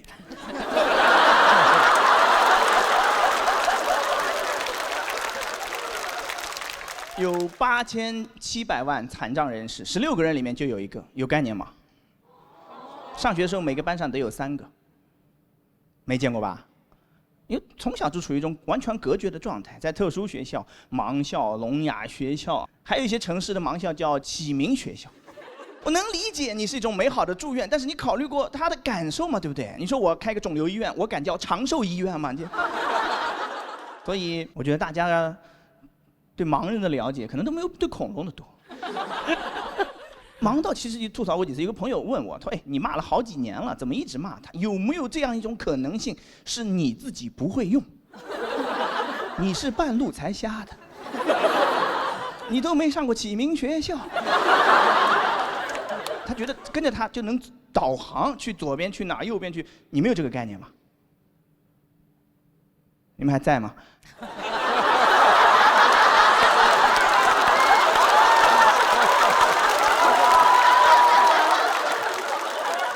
不要这么沉重，说了不会骂你们的，是吧？啊，做不到的很简单，它就2种，一种是条形的，就告诉你直走，放心的往前走，对吧？但是没有一个人敢放心的往前走，只要磕过一次，你这一辈子都不可能放心的往前走。还有一种是点点，点点知道是什么吗？停。有很多朋友说是拐弯，不是的，就是停，有可能会拐弯，有可能会下楼梯，或者会出来个车撞死你，什么不知道。你踩到点点就小心哦，大概什么情况？你算一算是什么？你不是会算吗？对吧？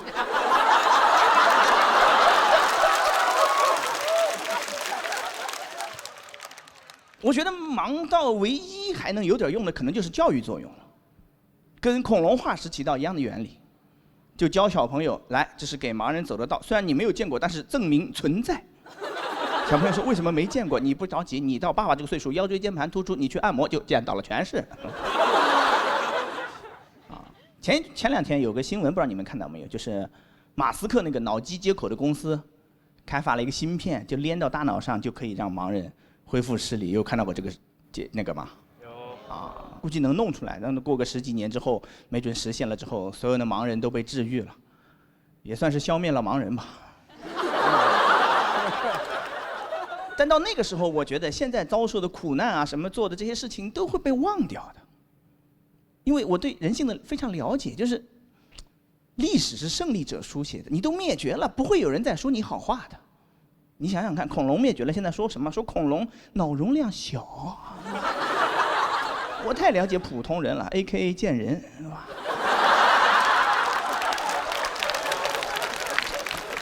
所以我觉得啊，要记住这一切的话，可能还是得参考恐龙。像恐龙乐园一样，我们也盖一个盲人主题乐园，啊，你不要忘记历史，同时享受快乐。进来先把眼罩扣上。没有见过导盲犬吧？来，旋转木狗给你安排。VR 电影去过迪士尼吗？飞越地平线、禁忌之旅就那个一模一样，我们也会有主题换一下，海伦凯勒的一天。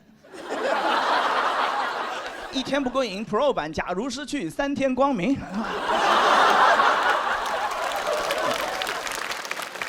随便玩，花车巡游，连花都不要，瞎车巡游，一直玩到天黑。最后一个项目大家都知道，那个砰砰，烟花，传说烟花升到最高点绽放的一瞬间，和你的爱人亲吻拥抱，就能获得永恒的爱情。没有人能在盲人院获得永恒的爱情，没有人能找到最高点。听见声音再亲就来不及了。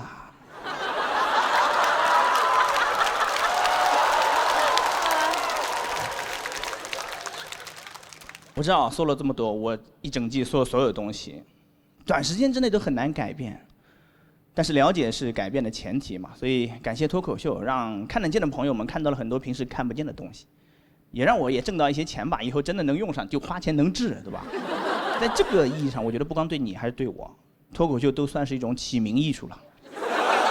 所以谢谢大家，谢谢脱口秀，谢谢脱口秀的观众，谢谢。哎，大家好，大家好，我是小鹿。今年第一次站上这个舞台呢，我讲了我的婚礼，吐槽了我的婚礼搭子托马斯。之后呢，很多人就很好奇我为什么会跟这么废的人结婚。今天我来揭晓答案啊。其实两个人在一起啊，他不一定得是佳人才子啊，也可以是卧龙凤雏呀。今天说一个故事，让大家感受一下那些年啊，我们卧龙凤雏一起划过的铁路，干过的杠啊。当时呢，我还在做律师啊，他也还在北大上学啊，一个典型的恋综配置。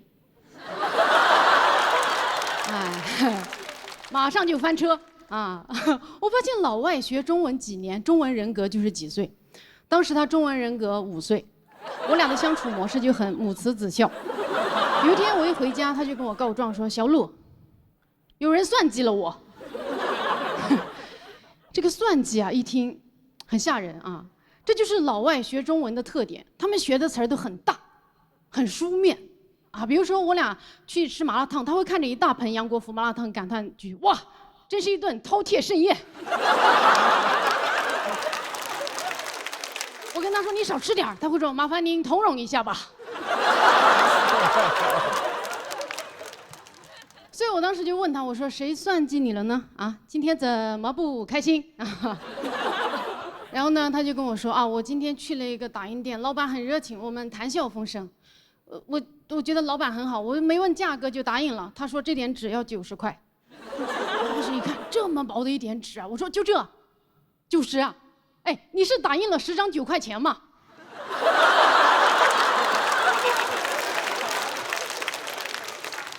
他说：“你在冷嘲热讽吗？”我说：“对呀。”你不问就打，现在钱都付了，告诉我有什么用？怎么我是还能去帮你把钱要回来呀？他说：“可以吗？你不是律师吗？”我说：“啊，呀，也行吧。那这样明天我们去要钱吧。”他说：“啊，我也要去吗？你可以自己去吗？我需要去北大上学呀。”我说：“啊，什么意思啊？明天你去 PK University。”我去 PK 打印店老板，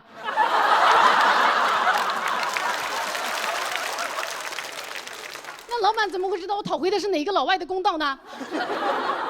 最后他勉强同意陪我去讨回他的公道。然后第二天一早啊，我俩骑着电动车浩浩荡荡的就出发了啊，骑到那个打印店门口，我跟他说了一句：“你站在此地，不要走动。”我进去取个证。我掏出手机，打开录音功能，进去大声地询问了价格，彩印3块，黑白2块。为了夯实证据，我还在电脑上登录了我的微信，还插上了 U 盘，煞有介事打印了2张，花了5块钱。最后啊，付账的时候大声询问老板：“是这个价格对吧？”老板说：“是啊。”然后我就把托马斯叫进来了。托马斯进来的瞬间，老板的脸色紧张了起来，明显是认出来了，毕竟他一天也不可能骗好几个老外。我就问老板，我说：“那你昨天收了他90块钱？”老板说：“啊，是吗？那我再算一下。”特别心虚的过去翻那叠纸，翻来翻去，算了3遍。之后说：“啊，外面的壳子15块，打印60啊，一共是75块钱。”我当时一听，妈耶，差价这么小吗？那不行，来都来了啊，还是得继续啊。我说：“那你收他90。”老板说：“那我算错了呀。”当时一听，也有道理呀。但是不行，我得坚持。我说：“这是算错的事情吗？啊，你明显看别人啊，人生地不熟的欺负别人、骗别人呗。”这时候托马斯听懂了“骗”这个字，狗仗人势冲了过来，对着打印店的老板：“你是这样的人吗？你骗了我吗？我们昨天谈小风扇不是吗？我以为你是好人，我以为你是人中龙凤。”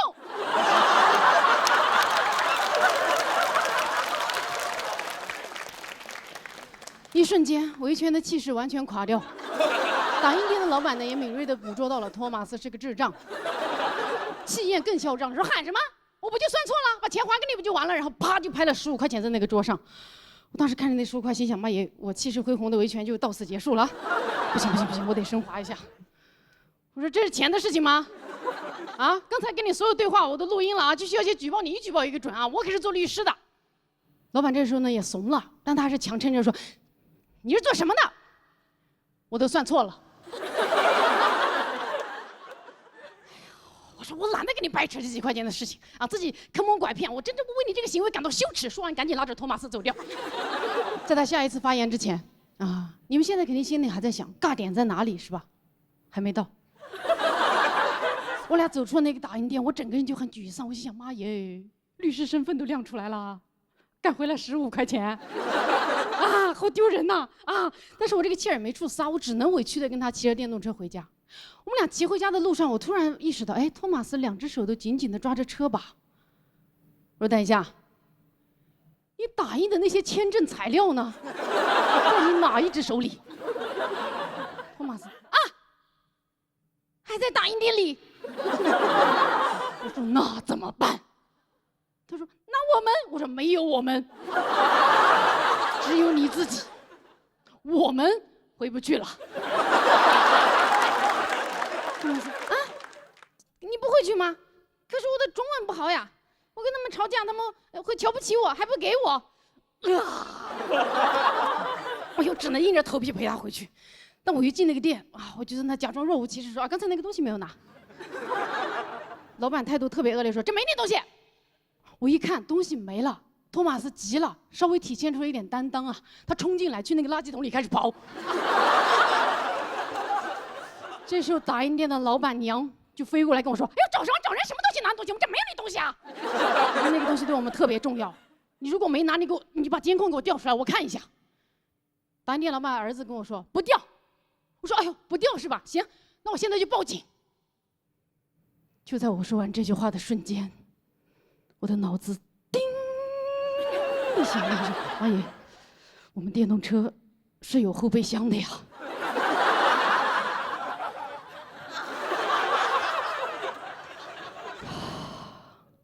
当时我背上的汗就下来了，但我还是强撑着扭头跟托马斯说了一句：“先别跑了，去看一眼后备箱。”托马斯从那个角落，哼，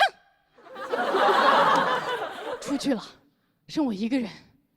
站在那个店里，举着那个手机，跟人家一家3口八目相视，度过了我人生中最漫长的10秒。10秒钟之后，托马斯回来了，手里拿着那叠材料，还说了一句：“哈哈，在。”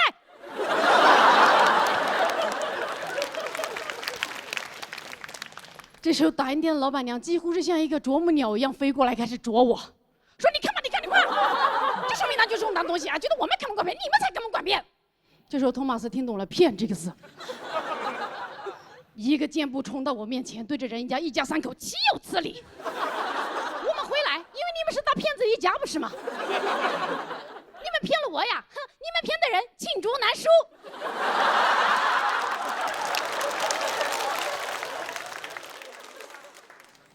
Enough， 毫无帮助。我当时腿也开始抖了，但我强撑着自己最后一丝尊严，跟人家一家3口说：“一码归一码啊。”我们刚才确实记忆出现了一些偏差啊，但是也不能因为我们的师傅就演给你们好自为之吧。当时托马斯走出那家店，我转身开始对着他破口大骂，我这回知道我的火该往哪撒了。我说 ：“You stupid！” How can you forget? You're stupid. 签证材料 is in your 电动车后备箱。This is the most 尴尬 day in my life。哎，滚！我就一路狂奔回家，我也不上电动车，然后他就骑着那个电动车委屈的跟着我我想妈呀，赶紧我要回家逃避这场尴尬，一路狂奔，终于走到我家门口，准备开门的时候，发现哦，我的钥匙连着我的 U 盘还插在打印店的电脑上。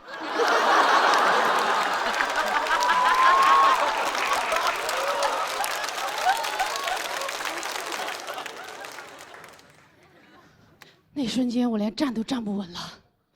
我扶着我家的门把，跟托马斯说：“咱们换个房子吧。”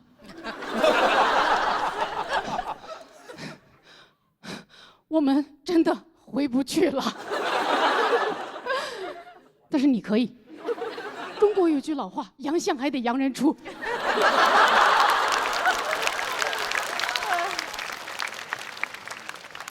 最后，托马斯回去了，把钥匙拿回来了，他就去北大上学了。我独自在家消化这场尴尬，坐立难安，在家里待着，15块调监控哎，不行，我不能活人不能被尬死，我得把我的尴尬发散出去。我开始发信息跟我的朋友吐槽这件事情，说哇，好丢人呐！去维权。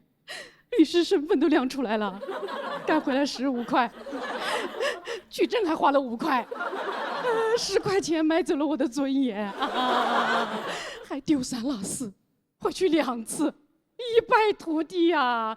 小丑竟是我自己呀！掩面哭泣，跟一个朋友发完，哎呀，好尴尬，多选。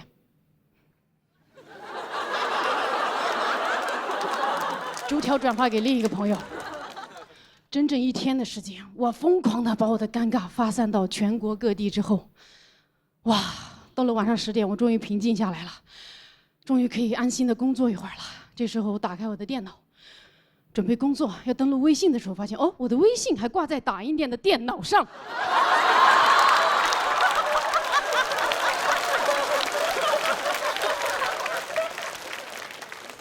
也就是说，那一整天，那一家人目睹了我的整场表演。一家人围坐在电脑面前，看我直播，还评论我。那都是这么尴尬呀！哎呦，还真是律师呀！哎呦，难怪脸都绿了。哎呦，这对卧龙凤雏啊，尬到在家里掐人中了吧？掐成人中龙凤了，尬得罄竹难书。哎呦，这是一场饕餮盛宴呀！好，谢谢大家。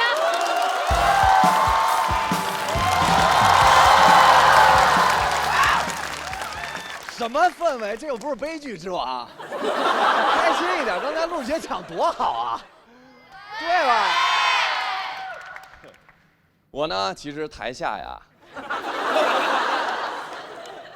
节目播出之后，很多人给我发私信，很多人就说：“哎呀，付航，我上大专了，我该怎么办？”我就给大家一个一个回复，我说：“兄弟，你的人生还没开始，你的人生还没开始，你的人生还没开始。”但是见到最有意思的一个，就是前2天收到一条私信，他说：“航哥，怎么去你的大学？”他说：“哎呀，做人类好累呀，永远要分1、2、3本，人还分3、6、9等，做动物就好了，不分阶级，没有烦恼。”不是的，动物也有。我看过泰国当地一个新闻，当地的农民训练猴子上树摘椰子，摘完了放进马车里，农民驾马车，猴子扒马车，非常开心，就是，你看。非常和谐的画面，动物保护组织不乐意了，过去谴责说：“为什么要让动物工作？为什么要让动物工作啊？”啊，农民就道歉啊，农民懵了，猴也懵了，啊，猴就，当然最懵的不是农民，也不是猴，是马车前面的马。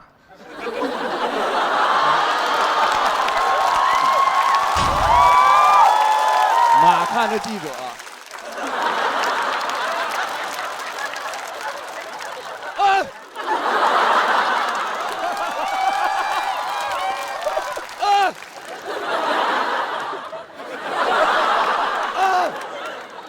民说对不起，不应该让我的动物工作。马说我，你，马。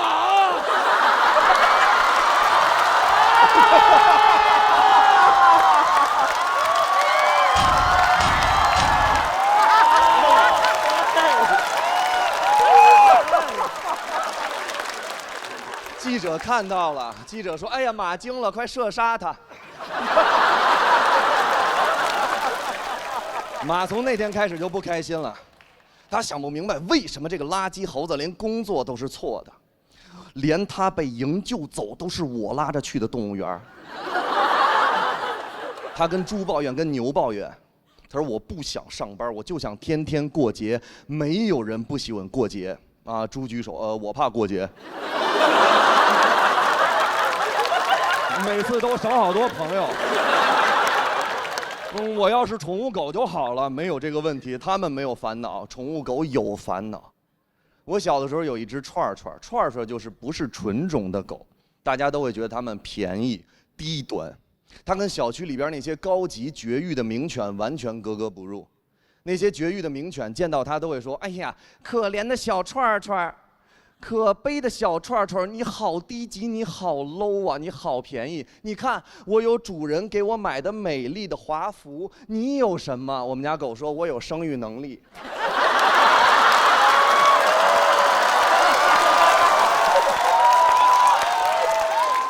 它已经离开我了，但是我一点都不难过。因为我知道，只要我记得他，他就永远陪在我身边。但是他一辈子都不明白，为什么有的人类第一次看到他就讨厌他，就是因为他是一个低级的串串。猴也有烦恼，大家老觉得呀，猴没有烦恼，猴的烦恼没人懂，我懂。只要不工作的猴子都得给人类表演。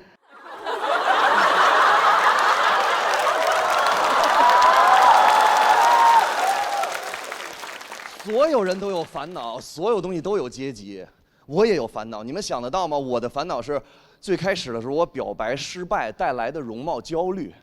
你们想不到，年轻的时候我是一个清纯内敛的美男子。那个时候特别流行忧郁男孩。对，那时候只要你一忧郁，别人女孩就想拯救你。90后都应该知道，当时我上网搜忧郁男孩表白攻略，非常简单。你说你有罪，你知道吗？女方说不知道。你说你偷走了我的心（括号你们俩幸福的在一起）。我说有点东西。我看着我们班女同学，我说你有罪，你知道吗？她看着我说我杀你爹了。你有病啊！你要学忧郁，看看人家台湾偶像剧里《流星花园》里边的花泽类，那才是忧郁美男子。我去看了台湾偶像剧，花泽类站在天台上看着杉菜说：“喂，不要哭了，想哭的时候你就倒立，那你眼泪就不会流下来了。”我懵了，我说太酷了。看到女同学一要哭，我也想说同样的话，一紧张说错了。我说喂。想哭时候你就翻跟斗，所有同学我那样你的眼泪就被甩干呐。我只能看中文版，看不了其他的国文，因为泰版翻拍了《流星花园》，也是俊男靓女，非常帅气，我实在看不进去。非常帅气到天台上，花泽类看着杉菜，喂，搞咩食街？廿兩係嚟。我实在看不下去。你知道舔狗呢，就是犹豫。我到最后毕业之前还没有表白，最后鼓足勇气给他写了一首情诗。我说，给你写了一首诗，可以读给你听，向你表白吗？他看着我说，嘿，你别说啊，富航，你还真别说。我说你也喜欢我的文采？他说不是，我的意思是别说。我说哈哈，真心话大冒险。一转头，操场就我一人。那时候的男孩都是这样硬撑。我说，那你不喜欢我哪一点呢？他说我不太喜欢那种黑黑的、长得像猴的男孩。我说谢谢你，祝你幸福。我当时哭了，我突然想起花泽类。下就立起来了。我就想试试眼泪到底会不会流下来，结果朋友们，眼泪这么流下来。我跟那儿倒立呢，那女孩又走过来了，说：“呀，又耍猴。”富航，你应该考虑一下，你长大以后靠什么生存？你学习这么差，难道你现在长大之后还能靠每天在班里耍猴一样逗别人笑生存吗？可以。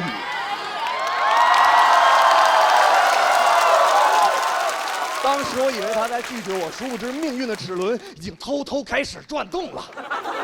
但是我内心还是特别难过，因为我失败了，我表白失败了，我就太痛苦了。朋友看我太难过，带我去玩了一个类似剧本杀的剧本，是角色扮演的，每人一个本，翻过来才知道自己什么角色。我一翻，舔狗 A。我读那个剧本，每天给女主角写情诗。我说，哎呀，我看这个女主角眼泪下来，我说你知道吗？我是你的舔狗。那女孩看脸自己剧本啊，我的剧本里根本没有你。这就是真相，朋友们，我悟了。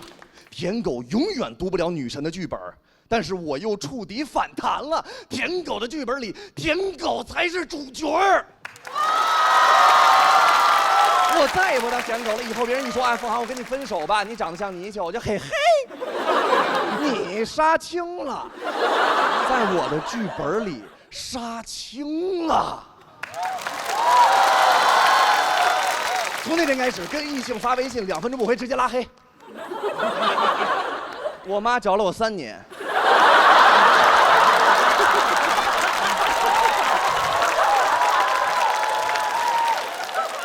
我表面装作坚强，我说：“哎呀，爱情嘛，算什么，对不对？”但是我内心里边容貌焦虑还是深深刻在我身上。有一次我在家里太难过了，我哭了。我突然想起他说我黑，我就特别认真，我想看看我妈妈会不会骗我。我说：“妈，我黑吗？”我妈说：“儿子，你一点都不黑，你就是有点暗。”我说：“连你也这么说我。”我就去地铁环线来回坐，哭得满脸都是鼻涕眼泪。我去男厕所拿免费的卫生纸，我就跟那过来一个女的清洁工大妈：“小伙子，你要上吊啊？”我说：“上不上吊另说，你跟我为什么会在这里相遇呢？这不是男厕所吗？男女授受不亲，您这个应该懂吧？”他看着我就是老年人标准那套，就是我能当你奶奶？我什么没见过呀？你个小黑鸡崽子！我说你还给我起日本名儿，小黑鸡崽子！真的，当时容貌焦虑又触底反弹了，朋友们。我突然发现，我永远没法改变别人怎么评判我的容貌，啊，我只能自信起来。从那天开始，我接受了，我就长这样，满脸痘坑，大鼻子，一眼大一眼小，但没问题，我就是我。你觉得我长得帅，就是我给你的福利；你觉得我长得丑，就是我给你的惩罚。我就是我。但是我一直不相信会有女孩爱完全的我，直到我遇到了一个女孩。那时候我刚穿上保安制服，我穿上保安制服，所有的同学看我，付航，我就 yes sir， 付航 yes sir， 我看着那个女同学，我说 yes sir， 好笑吧？她看着我说，我觉得你穿什么都很帅。我说 what？ 不好意思，女人，我可能爱上你了。她一下就笑了，她就嘿，就跟就笑了。她一笑，我说这女人竟该死的甜美。我说我会娶你的。她看着我，10多年过去了，时光荏苒。上一次我见到他，我还问他，我说你还记得吗？我跟你说这些。他说：“哎呀，我早就不记得了，别恶心了。”但是付航，你要记得早点回家，我在家里等你。